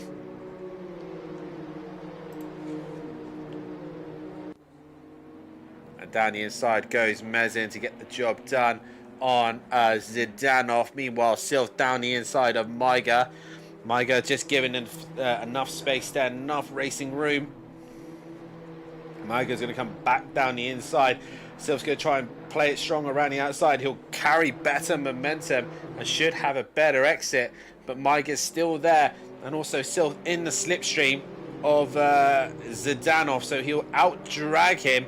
And just behind them, DeMonster as well, trying to get the toe. This is what's great about these M2s. They just slipstream one another brilliantly as we now head down towards the kink. DeMonster goes wide, very wide, and that's going to allow Schwarber to come down the inside and have a look. Lojack running the car very low to the point it's sparked up. And Mezin goes wide there. For a moment, it looked like Zdanov was coming back at him. But again, Hooper and O'Reilly buying it out for a top spot. Can McGowan this time actually get involved a little bit more and possibly nab the win? As Erish just behind him. Mezin ahead of now Zdanov, Silph and Maiga. So good little scrap there. Meanwhile, Van Hoor is in the fight with Wilbrink, who's having another solid race here, but he's dropped behind Nugamanoff and Flop, who are pulling away. Meanwhile, Achilles has got Hibbs for company. Harris is there as well, as they're all working their way slowly through the early parts of this race. Meanwhile, it is Zdanov who's trying to hold off Silph, and Silph is looking to go up the inside. Silph seems to be all the action tonight is around him. And see there, Zdanov goes a little bit wide. Silph with the nose up the inside. Is he going to get the run that he needs? Down towards the hairpin he goes. And Zdanov breaks a little bit later, and that allows him to just stay in front of Silph, but he runs incredibly wide. And for a minute there, Silph looked like he possibly could have an opportunity to go up the inside. And once again, Zdanov just holding off the MSA driver right now. But he's doing a fantastic job of doing it. Meanwhile, further back, Schwarber has got DeMonster and Lojack for company. Getting proper racy towards the back end of this group. Here we go. Looks like Lojack getting a little bit closer to the monster there, looking to go up the inside. Not quite able to do so at the minute. Meanwhile, further back, Zdanov goes a little bit wide. Silph on the back bumper once again. Can't find a way through. Meanwhile, O'Reilly still giving Hooper a little bit of something to think about. Gap is still 0.6 of a second. Ahead of McGowan, and then Erish just behind. Mezin really flying onto the back of him as well. Still stuck in this train with Zdanov. Here looks like Lojack looking to the inside of DeMonster, but thought better of it. We've got Hibbs now chasing Gillies, and Harris also with Anderson. Oh, big moment there for Cox. I don't know if it was contact there, possibly with Varga. They were both close one another across the line, but big damage there going into turn number 1. As now Ramsell now onto the back of Crespo. He bounces over the curb. He's going to stay around the outside of Crespo. He's going to try and get the job done. He's going all the way around the outside, and job done there for Rob. And meanwhile, Zdanov still holding that off of Silph, and Silph trying everything in the book to find a way through, but he cannot do so. Meanwhile, DeMonster has a moment where he has become a little bit under threat here from LoJack. He's going to look to go to the outside, but DeMonster has gone way too deep, gone wide, and that is it. LoJack down the inside, and job done.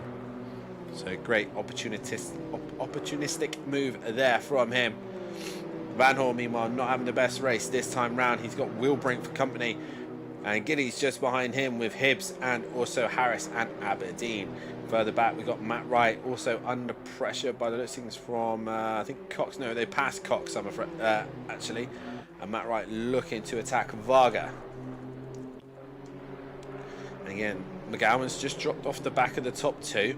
That's allowed those two just to scamper off. I think this time around they're probably going to work together to get away from the pack and then deal with it between themselves. Meanwhile, Zdanov and Silth going at it still. Maiga was with them, but he's dropped further back. Van Hoor still giving Wilbrink a little bit of something to think about. And we've got Varga, Matt Wright and Cox all going at it as well. So some good little trains and battles happening at this moment in time. But the main fight is between Silth and Zdanov. Zdanov defending the inside. Silth's going to try and go all the way around the outside if he can do so. If he can keep the nose there, who have the inside for the next corner. And Zdanov giving him the space and respect. And job done. Zdanov goes back a position and Silth moves on through. Now it's Maiga's turn to come on the attack. So Zdanov doing a fantastic job of keeping Silth behind for such a long time, but in the end has lost out. Is he going to go wide again and Maiga get the run? No, he's not. And Maiga just has to fall in line for the moment as he then head towards the hairpin.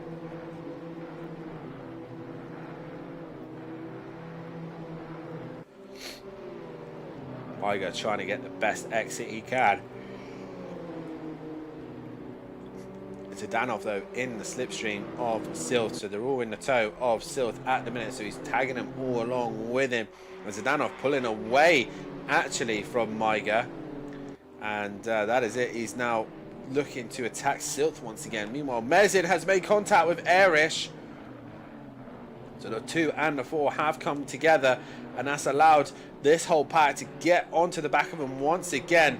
So Mezin does the hard work of clearing the pack and getting away, and now the whole pack is back onto the back bumper of him, and Silth once again, like I said, is in the fight. Maiga meanwhile is looking to go up the inside of Zdanov, but he's going to be on the outside now for the next corner. LoJack also looks like he's got a great run on Schwarbert going into turn number 1, but cannot get the job done and falls back into position. Again, O'Reilly brings the gap down to Hooper, but not enough of a gap to pull away from McGowan at the minute. And there further back, LoJack looks up the inside of Schwarbert. Schwarbert goes wide and LoJack goes up the inside. Job done for him. Position gain. Can DeMonster now capitalize on that? No, he can't. Flops trying to work his way onto the back of this group, but cannot do so at the moment. Meanwhile, Wilbrink and Van Hoor still having a good little scrap as well. And O'Reilly and have they swapped positions? No, sorry. I watched that pretty quickly. We're already halfway through this race. Shows how much has happened in this one. And once again, LoJack gets close to the back of Maiga. So Maiga went from attacking. Zdanov is now defending from LoJack. And here comes now LoJack to go up the inside. He's going to be on the inside. He's on the kink. He's through. I think Maiga has to give him the space and respect. Oh, and a big slide there from LoJack. Maiga keeps it strong on the outside and stays there. And job done. Maiga hangs in there by the skin of his teeth, but manages to do so very well. Now we got this titanic fight between Airish, Mezin, and now Silth as well. So this should be a good little scrap between these three. One of the fights are happening down further back on the path. Matt Wright has lost to touch with Varga. Varga has pulled away. And Matt Wright falling into the clutches of Cox and Ramsel. Ramsel's on the move. Aberdeen trying to catch Gillies as well. But it's this train of cars at the minute that is behind Zdanov. I think we lost the driver. No, we haven't. We still got all 28 cars. We were meant to have 30, but only 28 at the moment in time. Lojek runs a bit wide, but that's because Maiga's run wide as well. So Maiga's made a mistake, but Lojek on the wrong side of the kink and cannot get the job done there. And if anything, he's now under pressure from Schwarber. Maiga and Lojek under pressure now from Schwarber and De Monster. So here we go. Are we possibly going to go 4 wide into the hairpin? We're going to go 3 wide at least. And Schwarber thinks better of it. He's not far enough alongside. And Maiga, after all that, manages to hang in there. But Schwarber and De Monster make contact. A bit of a push and shove between those two. But De Monster down the inside will get the job down on Schwarber. And Schwarber, the Autobahn United, is now going to get dumped by his own teammate Flop, who's looking coming up the inside. Meanwhile, Mezin, Erish and Silth going at it as well. We'll go on board with Erish, who's got Mezin for company right behind him. And Erish doing his very best job to keep the cars behind. McGowan's just completely dropped off of O'Reilly and Hooper. Oh, and slight contact there between Silth and Mezin. And Silth will not gain an advantage from that and stay behind. Meanwhile, further back, De Monster has cleared Maiga and Schwarber here. So close quarters here from all these guys. O'Reilly sets fastest lap of the race and is bringing the gap down to Hooper. 3.8 seconds they have on McGowan. That's a big enough a gap, boys, to then start playing. As Erish still defending heavily from Mezin and Silth. Zdanov was getting close into that one. Lojek has pulled away from De Monster, Schwarber, Maiga and Flop. Nugamanov not too far behind as well. As Giddy's under pressure from Aberdeen. As Ramsel still also fighting with Cox also. Excuse me. But back on board with Erish. We head up towards the left-hand hairpin. And Mezin gets close. He gets very, very close. He has a slight slide. And Silth is right there. Silth can sniff the back of that BMW M2. And look how close he is. Towards the outside we go. And he's going to try and get the cutback. Try and get a better exit. But Mezin is there. And the best way to get the best out of these cars is to turn the traction control right off. And meanwhile, Hooper has lost out time to O'Reilly, and down the inside goes O'Reilly. A brilliant move there, but he runs wide. He's going to lose time, and Hooper sneaks back up the inside. So Hooper retains the lead. Meanwhile, Erish goes a little bit wide, but he has a tighter line going through there. Mezin goes a little bit wider. Silph's now close to the back of him as well. And here comes Zdanov as well. They all touch the inside curve and gets loose as well there. So hard racing so far from all of these guys. Aberdeen, meanwhile, still giving Giddies a bit of a hard time. And here comes Ramsel to attack Cox. Matt Wright's dropped behind the pair of them now. Ramsel not close enough, but O'Reilly and Hooper going at it tooth and nail. Meanwhile, Mezin still giving Erish a little bit of a hard time. Into the first sector we go. Silth gains so much time on these two through the first couple of corners. As you can see there, Mezin takes a little bit too much inside curb. And he's just got to try and catch Erish out at some point. Zdanov doing a fantastic job just to stick with them.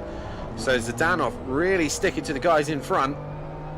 And having a good little scrap here. Meanwhile, Lojek is actually under pressure from De Monster, who's now got a little bit of a pace difference to Lojek. And to the inside he goes of the hairpin. De Monster down the inside of Lojek, and job done for him. Schwarber there close behind him, as is Maiga, Flop and Nugamanov, Wilbrink and Van Horst still having a good little scrap as well. And here we go once again, Hooper and O'Reilly down the back straight. And O'Reilly backing off a little bit earlier there, trying to get the run through.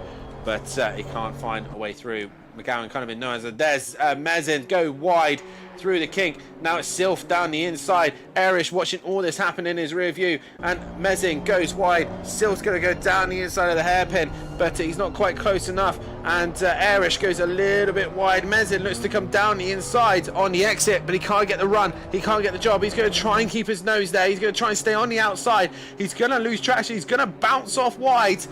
And he does so. He goes wide, but he's going to keep his foot pinned. And he joins back on track, but he's going to lose out to Sylph, I think. Sylph's going to try and be braver around the outside. Yes, he is. Around the outside goes Sylph. He'll then have the inside for the next part of the corner. But Mezin goes wide. He loses traction. He loses grip.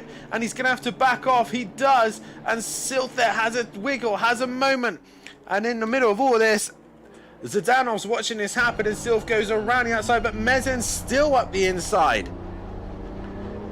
He's going to try and push his way through. And Mezin goes a little bit squirrely, still gets position, and Mezin losing out there, and through they go. Duffin, these M2s have brought some great racing. Yes, they have. Meanwhile, back to the front, O'Reilly and Hooper are going at it with only 3.2 a gap from McGowan. They've kind of checked themselves out, and Mezin back up the inside once again on Sylph. That's allowed Erish to hold P4, the number 4, pulling away from these guys as these two are still scrapping it out. And Zdanov getting close, thinking, oh, I'm going to have a bit of this myself. DeMonster has kept himself ahead of Schwarbert. As Lojek has also... Lojek has dropped behind DeMonster. And Schwarbert is just behind him as well. Maiga, Flop, Nugamanov as well. Wheelbrick and Van Hoor finally go wheel to wheel. And Van Hoor finally will get the job done, I think. Oh, and Wheelbrick has a moment on the curb. He manages to collect it together and not lose another position. So good driving there from him not to lose the back end. Again, McGowan brings the gap down again ever so slightly down to the two in front. But he's going to run out of time. Erish pulling away now from this fight of Sylph, Mezin and Zdanov. I think Zdanov has got the best ticket in the house of watching these guys scrap it out. Meanwhile, Lojek is ahead of Schwarbert, Maiga, Flop, and Nugamanov. Just to put it into perspective, Sylph and Erish and Mezin were fighting for 4th, 5th, and 6th. Only a couple of seconds down back behind is you got this fight for 10th, 11th, 12th, 13th, 14th, and now, I believe, 14th, now maybe 15th. So this whole Constantine is up all the way down to Harris. So I think it's near enough 8 cars banning it out. So, like I said, M2s have brought some fantastic racing.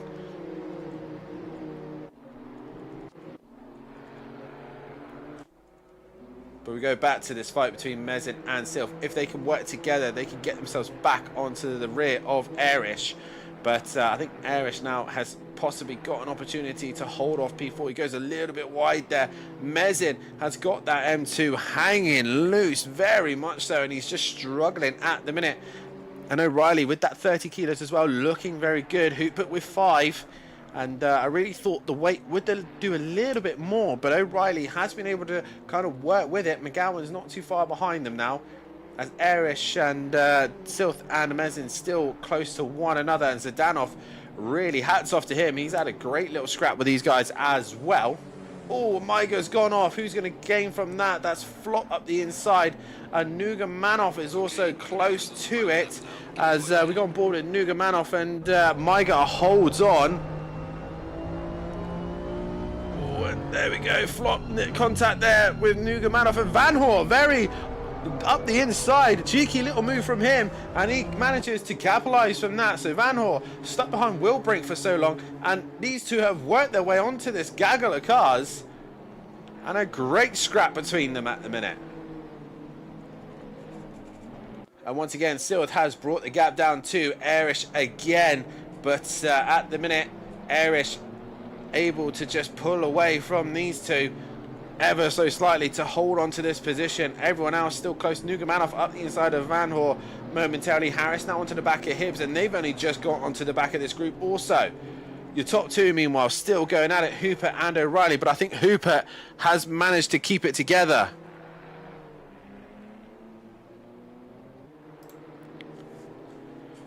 Here we go. O'Reilly and Hooper batting it out. Into the kinks we go. Meanwhile, Silth is trying to catch Airish towards the end here. He's flashing lights saying, mate, I'm coming for you, whether you like it or not. And there's still scraps going on at the minute, but this is the battle for your race win. Hooper and O'Reilly, and I think Hooper might have done enough here. O'Reilly's running out of time, running out of corners, and Hooper is going to make it another race win to his name. 3 wins for him. He exits the final corner. Hooper wins here at Misano for round 2. O'Reilly finishes in second. McGowan, another solid P3 for him. A great drive in the end for him. Airish just hanging in there right at the end as Silth comes behind him. 4th, 5th and 6th for Mezin for him. Zdanov P7, a great drive for him. Demonster there finished P8. Lojek P9, Schwarbert P10, Maiga 11th, Flop 12, Van Hoor 13th, Nugamanov 14th, Wilbrink 15th, Hibbs 16th, Harris 17th, 18th is going to be Aberdeen. Varga is going to finish 19th, Gillies in 20th, Ramsel in 21st, 22nd, Matt Wright, Cox in 23rd, Cresbo going to cross the line in 24th, Anderson going to finish in 25th position, Marsden will finish in 26th, Lee in 27th, and Johnson 28th. Wow, what a race that was. And once again, MSA showing why they're the class of the field with Hooper and O'Reilly top of the session. McGowan in P3 doing a solid job for him, and Airish as well. Brilliant stuff from those guys. We'll be back in a few moments' time as we will then have the 3rd and final qualifying session with the 3rd and final race.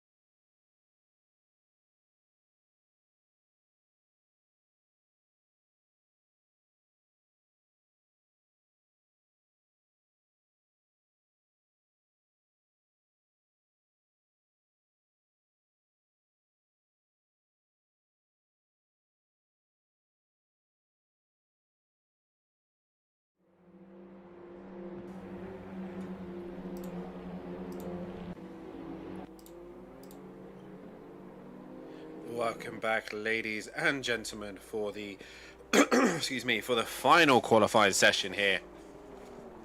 As we now get things back and underway for the final time tonight. Reminder as well, still yet to come for the rest of the week. It is the GT3 action.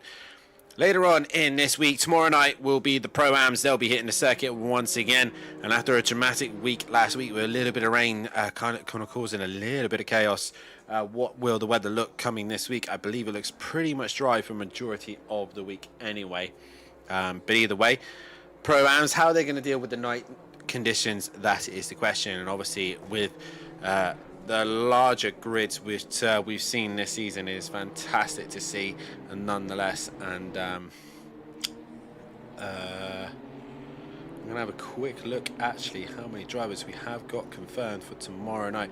27 confirmed full-time and 5 reserves, so it's going to be an interesting night's worth of racing. So looking like we've got 32 cars possibly racing again. Great racing again tonight, says Tips in the chat. And with obviously all that going on, the pros will obviously be making a return as well, and they will be hitting the track on Thursday night. The Pro-Ams bringing you the action is Matthew Duffin and Langley, and in the pro category it will be Matthew Duffin once again with Kelly Davis in your commentary box. And as I said, there's going to be 28 drivers to the pros as well. So a tight, twisty circuit for a lot of cars to get around. It is definitely going to be an interesting night's worth of racing. And if the M2s are entertaining, God, I don't know what the GT3s will offer. And with their format as well, we're a reverse championship order as well. Who knows what could happen come the end of the night. But either way, we've got some fun racing to go still yet.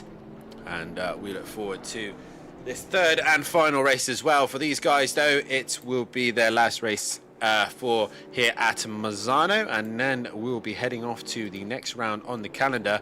We'll be staying in Italy. We'll be heading to Imola for our evening race. So one more night race still yet to come, and that is in Belgium. We head to Spa for the next event. While we got drivers still to complete laps, here is a quick rundown of the calendar. As I said, Misano here tonight for the night race. Then we got Imola for an evening race. Silverstone, round 5. Round 6 will be Bathurst for the morning race. Round 7 was our final night race at Spa-Francorchamps. Then we head to round 8 at Kyalami. Round 9 will be at Circuit of the Americas, and finishing things off at the home of SimPlay Motorsport, Donington Park, for the final round of the season. So we now come to the end of the night's worth of racing. We're coming to the end of the first couple of laps from these guys, and who is going to set the benchmark straight away? Hooped is going to be the first one to set a lap, and here we go. What is the benchmark going to be for these guys? To the line he comes. Is there a lap time on the board? No, there is not. He has invalidated his first lap, which is a brilliant start, and O'Reilly once again carries on where he left it off at 47.3. There's a good benchmark. Mezin, no lap time, flop cross line as McGowan gets within a 10th. He's got the toe. The car in front of him as well, so that's going to help him out. Van Hall goes into P3 as Hibbs now goes P4. Maiga still on a lap. Silth now comes to the line. What's his position going to be? He goes P4 with that one. Lojak as well, P3. So good qualifying session so far for him. As more cars come to the line, Varga goes P5. Zdanov once again P6. As lap times are coming in thick and fast. Johnson goes into P10. Off he goes. Schwarbert now P11. Matt Wright goes to P7 with that one. Excuse me.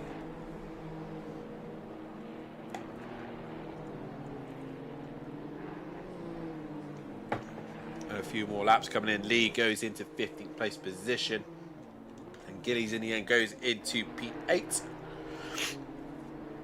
Excuse me. And Anderson goes into P17, and those are the first quick run-throughs of this lap. Harris yet to set a lap time, as is Marsden as well. Those two tend to like to go towards the back of the pack by the looks of things. As Harrison now, big moment out of the final corner. Not sure why I called him Harrison. I meant to call him just Harris. And No lap time from him. Marsden now comes to the line. What's it going to be for him? And he goes P17 with that one. Back to the front now. O'Reilly's on a lap. What does Hooper do? Hooper goes fastest with a 47.1. And O'Reilly tops it with a 46.9. We keep an eye on what McGowan can do. He's allowed a car ahead of him just to get a bit ahead. I believe that is possibly... I'm not sure who it was, but they've crossed the line now. Anyway, I think it was... there was another Kazakh car.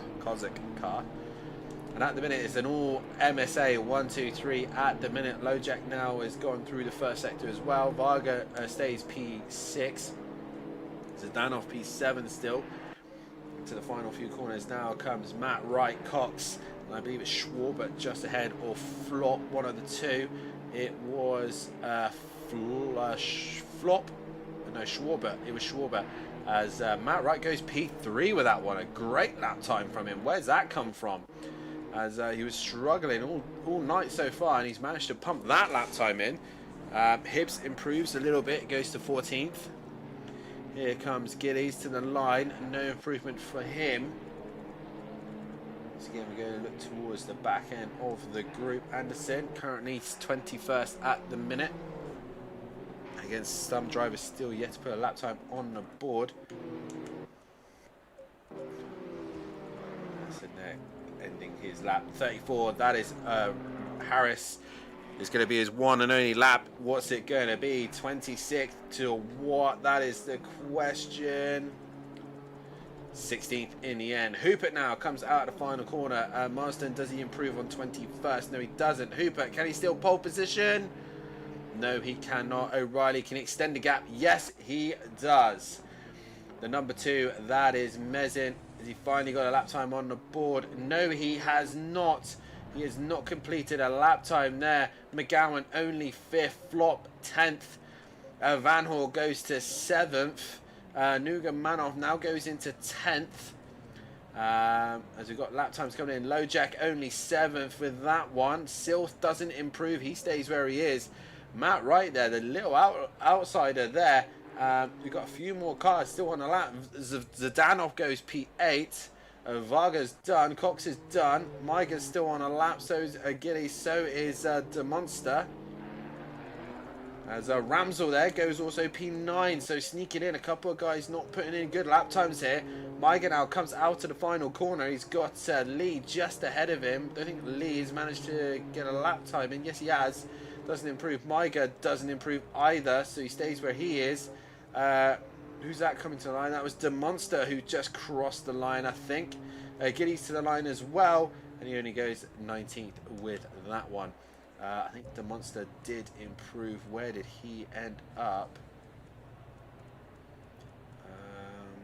But Mezin not getting a lap time on the board. De Monster went 15th in the end with that one. But O'Reilly back on pole once again. 3 pole positions once again, and Hooper on the front row with him. Matt Wright, though. What a qualifying session for him. Was not expecting that.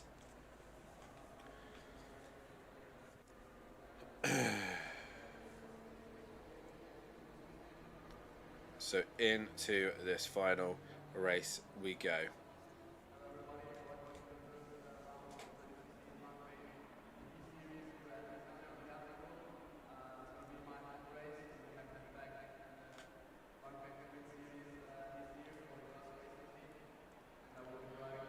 Into the final race tonight, as the drivers will then look towards next week. They will head to Imola for the next round of the championship. And what an exciting race that will be. Curb hopping for sure. Who can get the best out of the car around there? The chicanes are going to be violent, and we shall see who will come out on top of that one.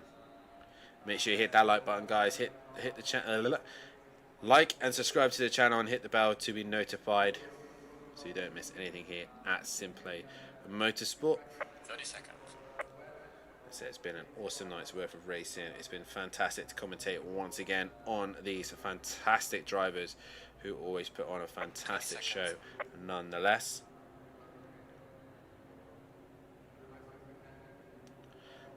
Seconds still to go until we can go 10 seconds on the formation lap here.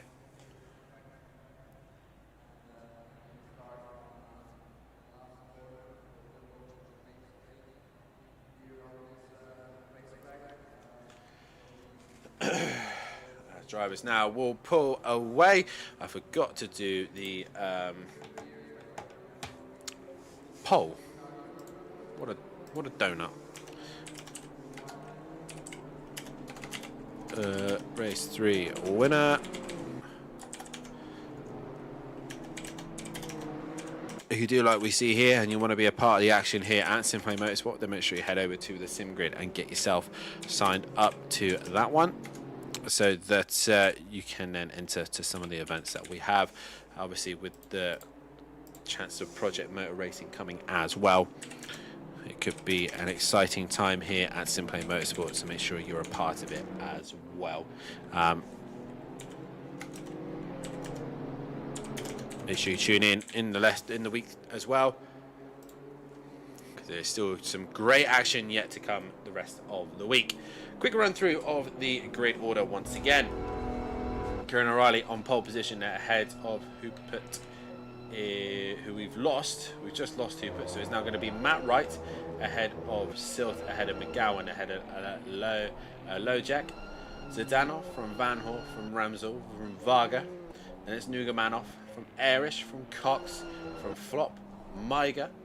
Then it's DeMonster, Schwarber, from Wilbrink, from Gillies, from Aberdeen, from Hibbs, from Harris, from Johnson, Lee, Cresbo, Marsden, Mezin, and Anderson bringing up the rear. Zdanov has returned to pit lane, but sadly, Hooper, I think, has been disconnected from the session.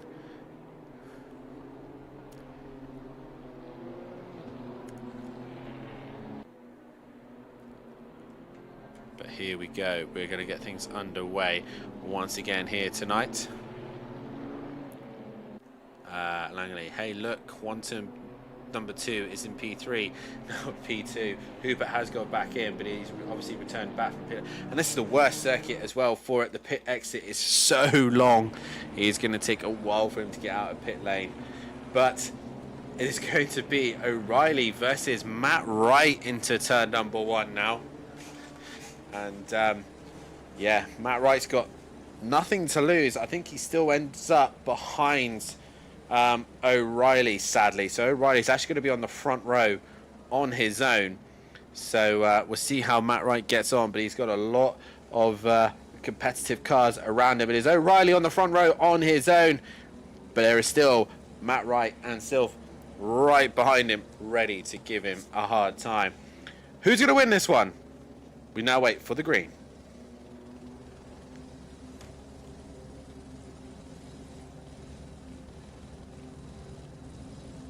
And we are green and go, racing for the final time for the M2 Whodarron Cup as we head down towards turn number 1. And as they go into the fast swooping right-hander, and Silt goes right around the outside of Matt Wright to make it an MSA 1-2 at the minute, and everyone else trying to get back into order as we get things back and underway. Here we see a car going wide. I think that is Maiga. Yeah, it is. He's gone a little bit wide, and he's now under pressure from a few of the cars behind. Meanwhile, there's contact there, and Ramsel has been involved. He's in the middle of the circuit and has made more contact with a few other cars as well. So Ramsel dropping down the order relatively quickly.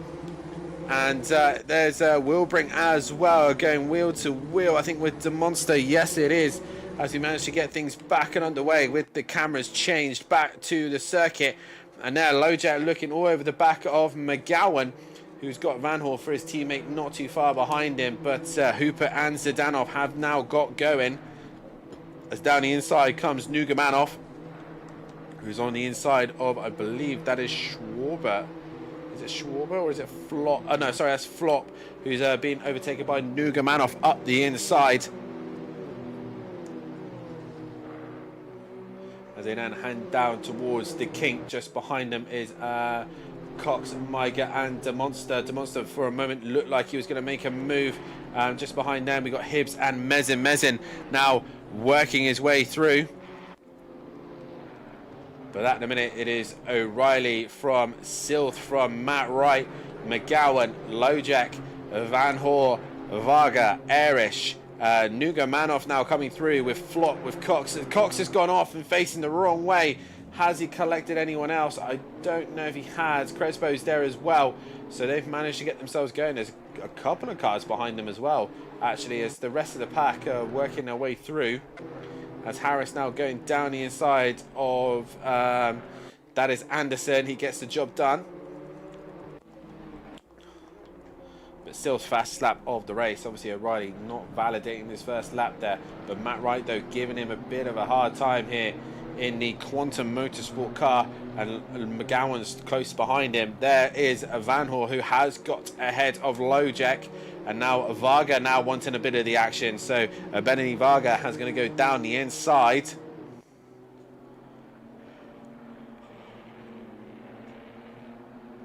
Tries to brake later, contact made, and Lojek goes wide. Erish now comes, allows, and through he goes as Varga gives him back the position after a little bit of a shove. Meanwhile, Flop ahead of De Monster. Nugamanov leading this group, and Maiga's just dropped back as Gillies goes up the inside. Here comes Mezin now on a little bit of a recovery drive after a bad qualifying session. He's working his way up the order slowly. And there's Liam Wilbrink. Who's that facing the wrong way? That's Johnson, I believe. No, it's not. It's Aberdeen who's facing the wrong way. But back to the front.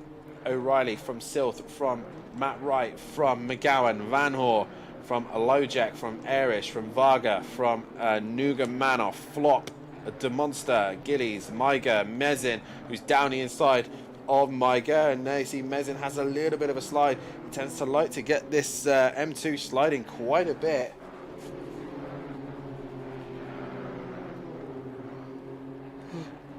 Excuse me. Oh, and there Mezin hits the curb a little bit too hard and runs a little bit wide and won't be able to get the run on Maiga. That's the two teammates going at it as Lojek and Erish go wheel to wheel with one another. And Varga now dropping behind them after his little shove on Lojek. Just behind them as well is Matt Wright. So Matt Wright's lost the top 3 positions, so he's obviously made a mistake somewhere and has ended up back in 8th place position. Just behind them is De Monster and Flop going wheel to wheel. Gillies has got Maiga and Mezin going very, very wide, abusing the track limits by the looks of things there. Maiga now has to go defensive as Mezin now comes up behind.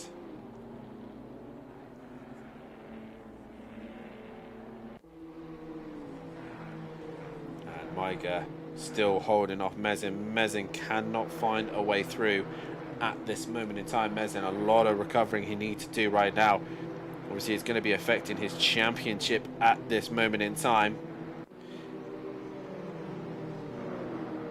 Let's go down towards the back straight, towing one another. Once again, there's been some fantastic action here at SimPlay Motorsport in these M2s here at Autumn Park. Sorry, not Autumn Park, Misano, as Maiga's gone a little bit loose. Mezin's going to go around the outside. He's off track, really. He shouldn't really gain that position if he's gone off track, and Maiga still holds on to that position. Meanwhile, it's MSA 1-2 out in front of O'Reilly and Silth. Then it's the Casuals 3 and 4. And then it is the 5 and 6 of the Schwarsters Motorsport. So kind of running in a 2x2 at the minute. Soldor kind of ruining it with Varga in P7 and Nugamanov in 8th. Flop from De Monster, and then Matt Wright having to be very defensive on the back of Maiga. Gillies has made a mistake as well, so he's dropped behind Maiga, and down the inside goes Mezin. Gives him a little bit of a shove and pushed out wide, and through they all go. Here comes Hibbs down the inside of Gillies. So Gillies now not just losing one but losing multiple positions here. And Mezin now dropping down the order. It's going to really affect his championship at the minute as I look at the championship points. And he's going to lose the lead of this championship as it stands at the moment. So there is Nugamanov, Flop and De Monster going at it. Meanwhile, Matt Wright is playing an absolutely defensive drive at the minute with all the cars queuing up behind him. He seems to be struggling here in the early stages of this one.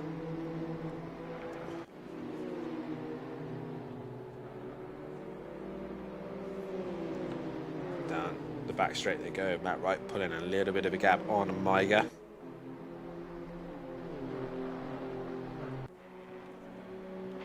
As he does so, Maiga has more pressure behind him from Mezin, who's not too far behind and could wait for any opportunity, but Maiga's done so well so far to keep him behind, but he's gone a little bit wide.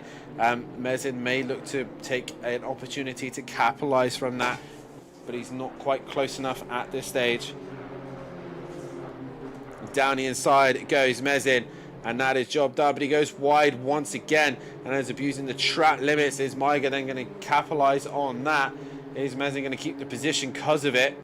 He's going to try and go around the outside, is Maiga, but Mezin still stays to the inside, and Maiga goes right round the outside. Mezin's going to try and break later, and once again it's hurt him, but he's going to stay to the inside. Maiga's going to stay there as well, but Maiga, I think, is going to now eventually lose the position to Mezin. As Mezin goes down the inside, Hibbs momentarily thought about going up the inside himself as Mezin has a slide. O'Reilly, meanwhile, control at the moment in the lead ahead of Silth. McGowan just behind him in P3 with Van Hoort in P4. Lojek and Erish all catching him as Varga goes very wide and sliding his way through. Demonster ahead of Nuga Manoff. And just behind them as well, Matt Wright holding off the pack.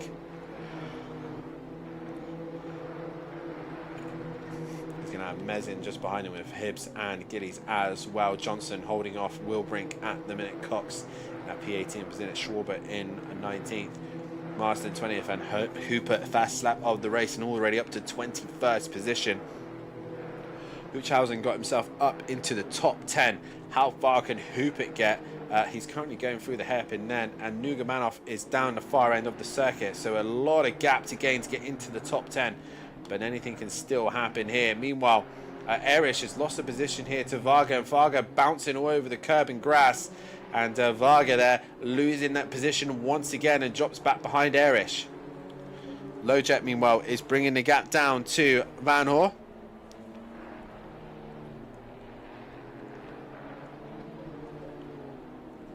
As Silf now tries to bring the gap down to his teammates at the moment. They're leading at the minute, MSA 1 and 2. Silf having a fantastic night's worth of battle so far. Meanwhile, Erish has had a mistake somewhere, and Varga's there. Who's that with him? That's Air. That's Van Hoor, who's had a moment. He's dropped down the order and ended up behind Erish and Varga. So Van Hoor making a mistake and ended up down into 7th place position now. As the Monster now trying to drop Nuga Manoff to get onto the back of Flop.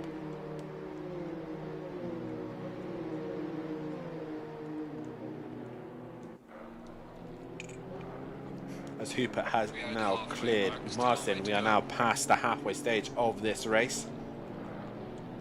Ramsdell has also passed Anderson. Anderson's having a moment there, and off he goes. And Mezin now onto the back of Matt Wright. How's Matt Wright going to handle this one? A lot of votes for Matt Wright, and I think that was the problem. A lot of them cursed him on that one. So Erish now under still some pressure from Varga and from Van Hoor. Van Hoor is just onto the back of him at this moment in time. And Matt Wright trying to get back onto terms with Nugamanov and the Monster. He's also got Mezin hunting him down. Also Hibbs onto the back of Maiga. So Maiga's under pressure. And Hoopert now looking to try and bring the gap down to Schwarber.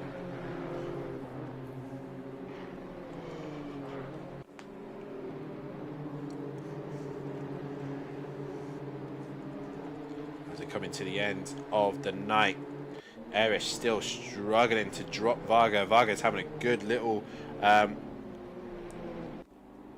third race here, giving Erish a little bit of a headache.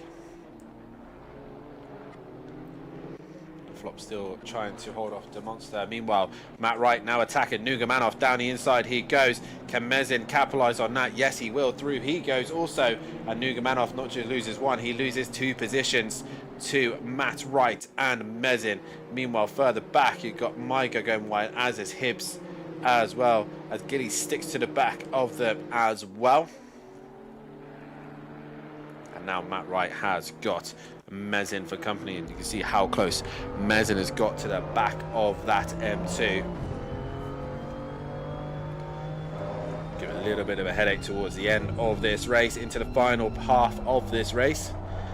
Mezin with a better apex there, tries to stick to the back of him, but obviously the slipstream will help Mezin out massively as they head down towards the kinks. Meanwhile, Van Hor's brought the gap back down to Varga.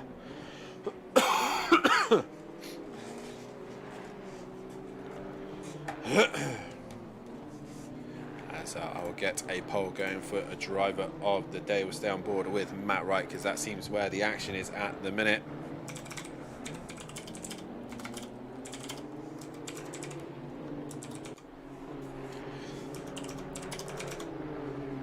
And what a night it's been for O'Reilly. He's been very, very good all night long. And he's been capitalising on the points.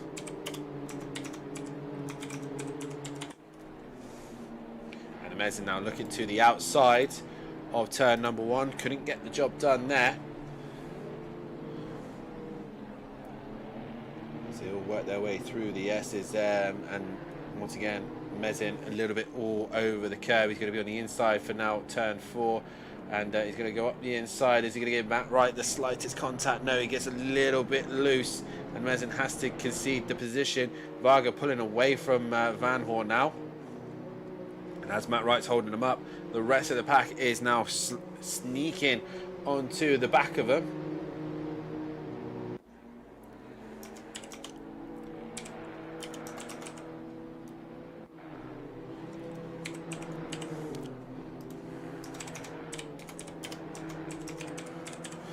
Well, obviously I'm making a prediction on who I think is driver of the day. You don't have to agree, you can put your own votes in the chat as well.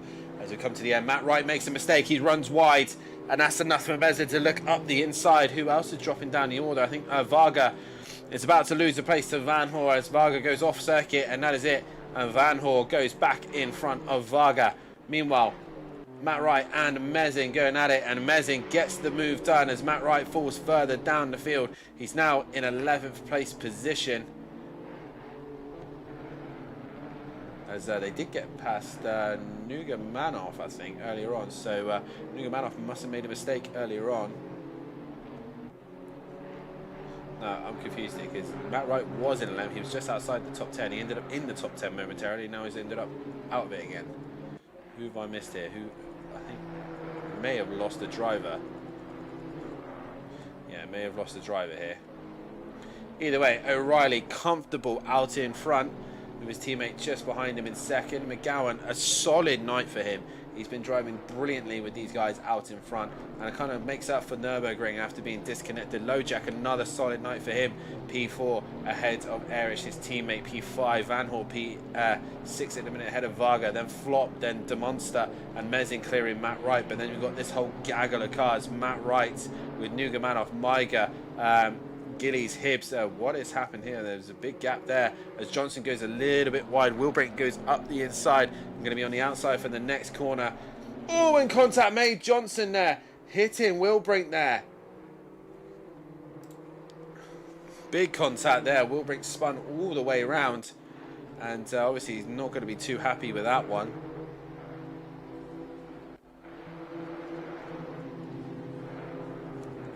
Towards the front we look once again. O'Reilly, pretty much the top 5 under control. Van Hoor still got Varga for company. As where's Matt Wright? I think Matt Wright's dropped down the order once again. Yes, he has. He's in 15th place position.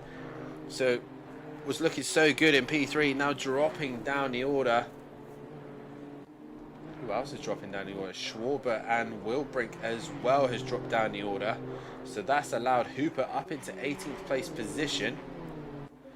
And top 10, I think it's just going to be out of reach at this moment in time. But Varga still on the back of Van Hoor. Nugamanov now holding off Maiga, Hibbs. A little bit, I would say it's less chaotic. I'll go for Gowney if he brings home 3 podiums. He is doing a great job at the moment for this one. Nugamanov and Maiga still going at it wheel to wheel with only 3 minutes left to go. Hubert takes the fastest lap of the race. For me, this second race, the action hasn't been as close, but there has been a bit of tit for tat here for the final race. A little bit too much pushing and shoving, I think, going on. And is really going to be pushing the limits of drivers' tempers, I think, towards the end. I think the Discord chat ringside is going to be very interesting.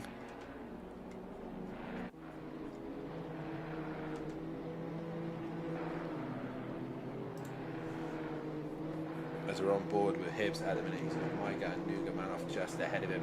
And I said this is pretty much the closest fight. Hooper, meanwhile, is catching onto the back of Cox. That's coming down pretty fast. Johnson's off and into the pits.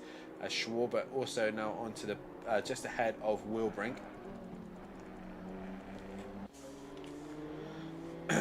Like still trying to bring the gap down to Van Hoort. Meanwhile, Nugamanov and Maiga are going at it once again. Maiga goes very wide. I think turns into a habit. To be fair, not many drive-throughs as we've been seeing. I think because the cars are a lot slower than normal compared to the GT3s, they kind of get away with the track limits a little bit more, I think. Obviously, qualifying, as soon as you go over that white line, it's deemed as out of bounds. But I think they can get away with the track limits here. And I think they've learned that pretty quickly. Obviously, the lap will not be valid. As Hubert now trying to catch onto the back of Cox. The gap was 0.8 of a second through the second sector. Through the final sector now it's 0.5 of a second. So the gap has come down quite significantly here.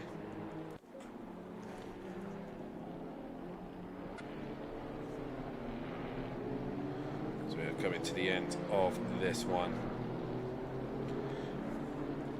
O'Reilly's definitely been the man to beat tonight. Obviously, though, Hubert's taken a race win, but it's been the way of O'Reilly and Hubert tonight with the wins. And obviously, we'll go through the standings, not just for the gold, silver, but also the bronze as well. Nugamanov has gone wide. Maiga now up the inside. They get relatively close to one another. Can Maiga be braver on the brakes? Can he go around the outside? He cannot. You can see the brakes glowing there on Maiga's car. Obviously trying to keep some temperature in the tyres by lowering the brake ducts, but he has to fall back into position. Meanwhile, Flop now catching onto the back of Varga, and Varga's just dropped off the back of Van Hoort, who's actually chasing down Erish.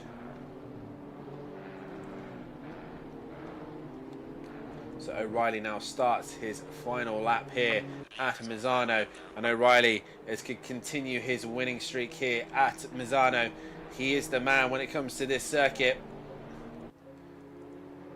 Arguably the most successful driver here at SimPlay Motorsport at Misano, and you can see why. Can he continue this form going into Thursday night? That is the question. But more importantly here and now, can Nugamanov just hold off Maiga right to the very end here?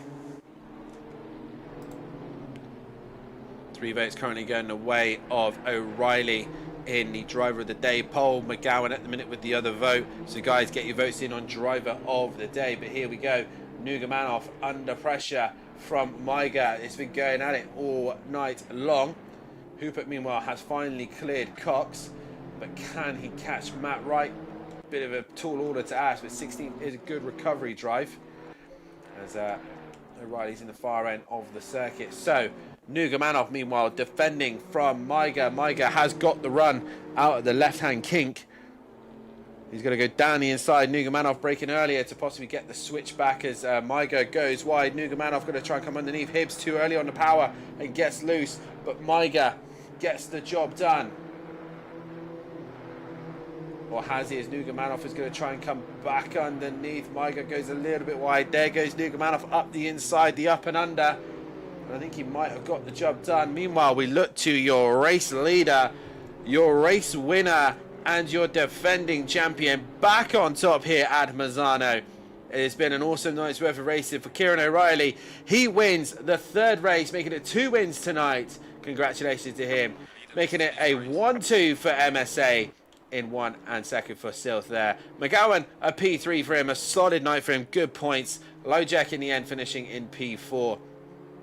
Erish now coming home for a P5 position. Van Hoorn catching him at the end. Varga P7 with Flop in P8. De Monster in P9 and Mezin rounding off the top 10.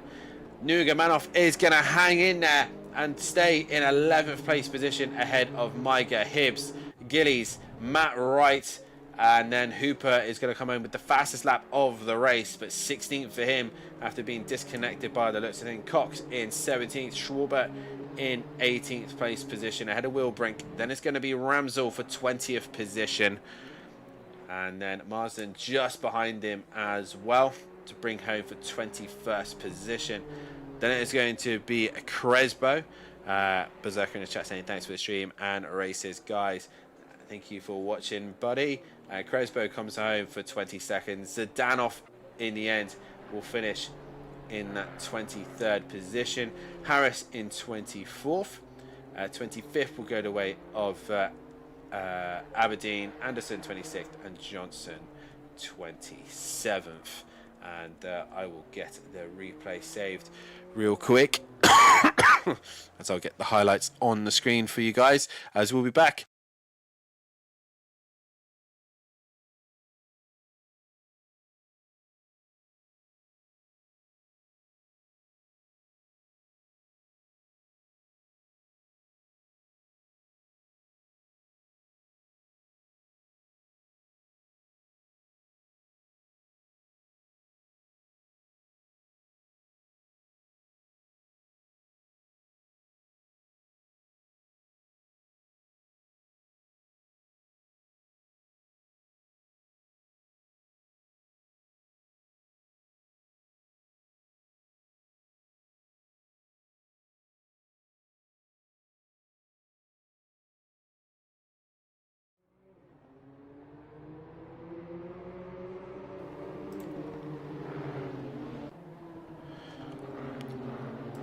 So there we got some highlights running in the background as well.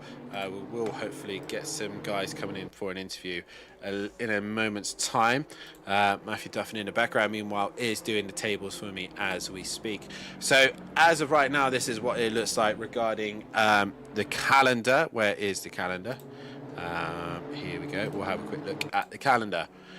So obviously tomorrow night will be the Pro-Ams. They'll be there to take on the night race here at Misano. And then it'll be the pros on Thursday night as well. All the action given to you by Matthew Duffin and Langley for Pro-Am, Matthew Duffin and Kelly Davis for Pro. Regarding the season, we've still got Imola to come from round 4 for an evening race. Then Silverstone for round 5. Round 6 will be Bathurst for a morning race. Round 7 will be Spa-Francorchamps. Round 8 will be Kyalami. Round 9, Circuit of the Americas. And round 10, finishing things off at the home of SimPlay Motorsport at Donington Park. And looks like we do have a couple of guys with us in the chat, and we do have the MSA boys. We will start with Sylph actually, because I've not muted him, so that was genius of me. But we do have Sylph with us in the chat, and we will start with him. So Sylph, obviously not been able to hear you this season. Been a kind of a real kind of like fisticuffs fight in these M2s. They're proper boisterous in this championship. How's the season been going for you so far?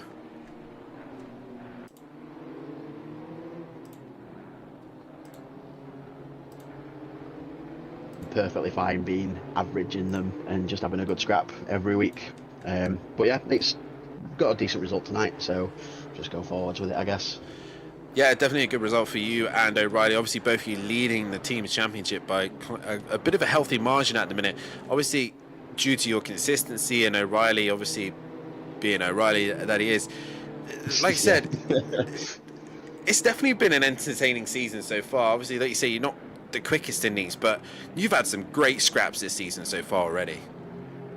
Oh yeah, absolutely. Yeah, some people that you won't necessarily see up there in something like the GT3s maybe. I know Gowney's absolutely flying even in the GT3 Pro Series this season as well, and he's been up there today as well. We've had some really good fights with him. So yeah, it's nice to see some new faces. Matt Wright put in an absolute banging qualifying in race 3 as well. That came out of nowhere, did that. So yeah, it mixes it up, and like I say, they're really good for racing. You can really go wheel to wheel for corner after corner after corner. Yeah, it produces really good racing. It's a lot of fun. I don't think you've quite managed to hit the weight yet for the cars. So hopefully next time out, I think you might be carrying a little bit of weight going into Imola. So we'll see how you get on with that. What's your thoughts on that? Obviously, these cars are quite slow, quite nimble compared to the normal like GT3s. How, in your eyes, how much of a factor do you think the weight will do to these cars? I think it affects your acceleration a lot from what I've seen with like Mesin and O'Reilly as well. It's just a little bit harder to get the grunt that you need to get out of corners, so it can make it a bit easier for people to get runs on you. But I mean, weight, I'm not sure about the weight, because I always figured if it's going to affect anything, it's going to be tyre wear, and over the course of 3 20-minute sprint races, that don't really come into play. But it could be circuit dependent as well. So we'll just have to see, I guess. Well, speaking of circuit dependent, next round of the calendar is Imola. What's your thoughts on Imola? I'm not the biggest fan, if I'm honest. Yeah, it's very technical, is Imola. You've got to nail the curbs, and if you hit them wrong, you're dead in a wall, or just too slow. So we'll just see how it goes. Well, take it as it comes, week in, week out. Yeah, I think that's the best way to go with these. You can't really tweak or change much to the cars, and it's just kind of like who dare wins, really, kind of with this championship. Sat P5 in the championship. You are going to be going to Imola with 20 kilos, so you will get to carry a little bit of weight. So best of luck for that round, mate, and fantastic job on your podiums tonight. Yeah, cheers, thank you, mate. And we will now go, once I figure out how to unmute and mute. There we go. We now will have our race winner of the night, who's been on an absolute tear all night long. And that's why he is the most successful around here. Kieran O'Reilly, what is it about this circuit? Because you just seem to absolutely fly around here.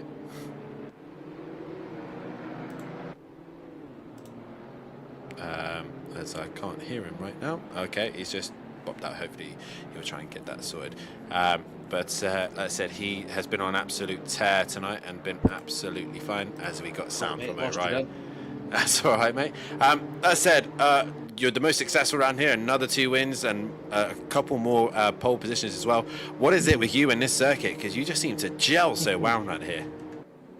Well, I don't know. It's a bit like how you say with the British tracks, isn't it? You know, where absolutely despise them, but seem to go pretty quick around them. So, yeah, but I don't know. It's, again, I did mention, you know, it's not my favourite track, but if you can get it right, it is enjoyable. And when you've got close racing, it's very wide. You can sort of you can have different moves and hit different apexes. So.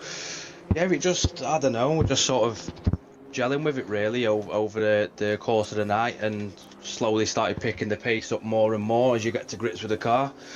And yeah, what can I say? I mean, we've come away with some mega results tonight, so couldn't have had some more tonight, to be fair.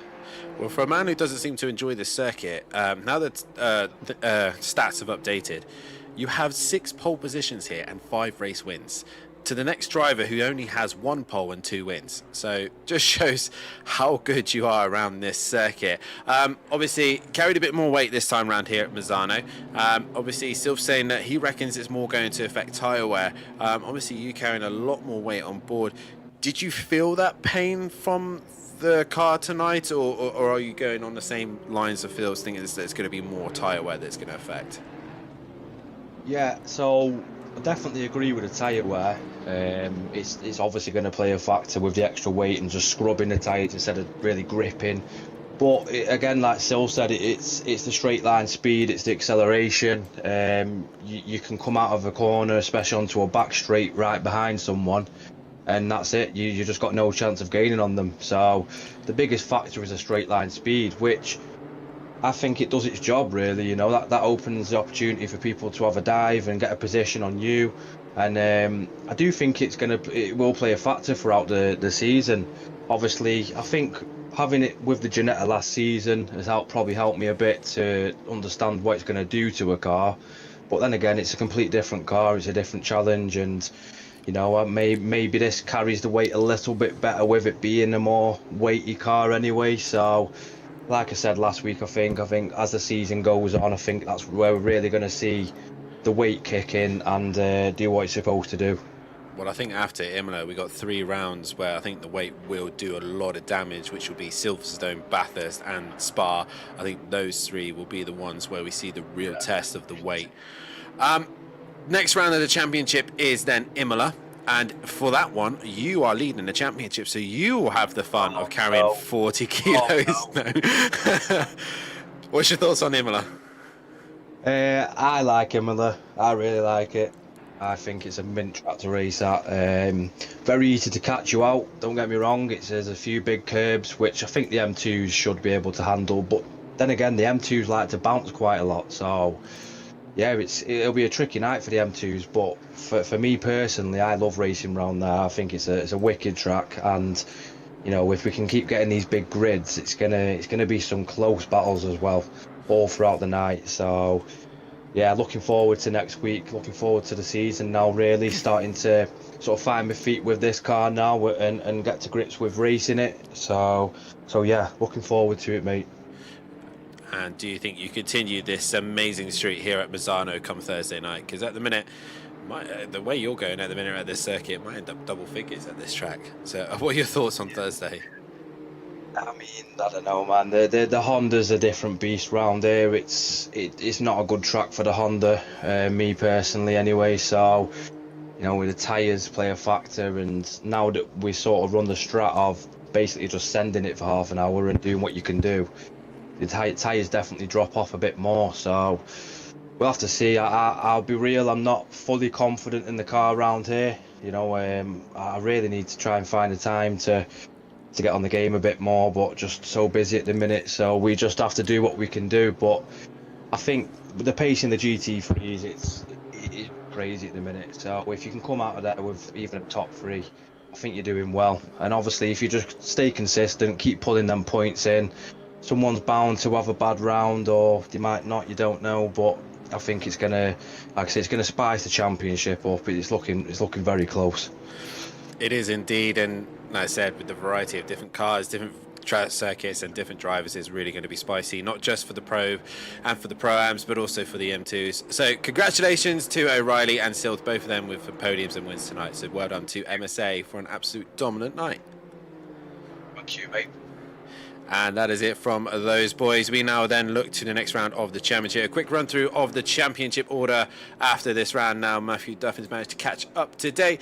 It is going to be Kieran O'Reilly who will leave Misano championship leader ahead of Mezin in second, with Hupert now P3 and Erish in P4. P5 is going to go the way of Silt, with Van Hoort in 15th, Lojak in P10, with McGowan in P8. The Monster will start P9, will be P9 with Schwab at P10. Kowalski in 11th, with Porschnet in that 12th place position. De Bont now in 13th, Harris 14th, Hibbs 15th, Ramsel 16th, Zdanov in 17th, Post in 18th, Varga 19th, Matt Wright 20th, Will Brink 21st, Flop 22nd, Nugamanov 23rd, Cox 24th, Marsden 25th, Crespo 26th, Maiger 27th, Jacket, Dennis Aberdeen, Gillies, Johnson, Lee, Storowski, Anderson, Peru, Huchhausen, Crack, Smith, Millington, Best. And that is your point scorers regarding the teams. It is MSA ahead of Schwab Motorsport, ahead of the Casuals, Greasy Bandits Racing, Autobahn United, Apex Motorsport, Only Siders, Kazakh Racing, Team FBGB, GBU Racing, SimPlay Racing, Quantum Motorsport, Mizek Racing, Soldor Racing, Billy No Mates, and then Team SPR as well. Make sure you guys hit that like button, subscribe to the channel, and hit the bell to be notified. We'll be back live once again for the Pro-Ams tomorrow night with Matthew Duffin and Langley bringing you all the action. But from myself here and everyone at SimPlay Motorsport, it's been a fantastic night's worth of racing once again. And Sylph and O'Reilly carrying on a storm that they're on. O'Reilly now leads the championship heading into Imola. Who is going to come out on top in Italy?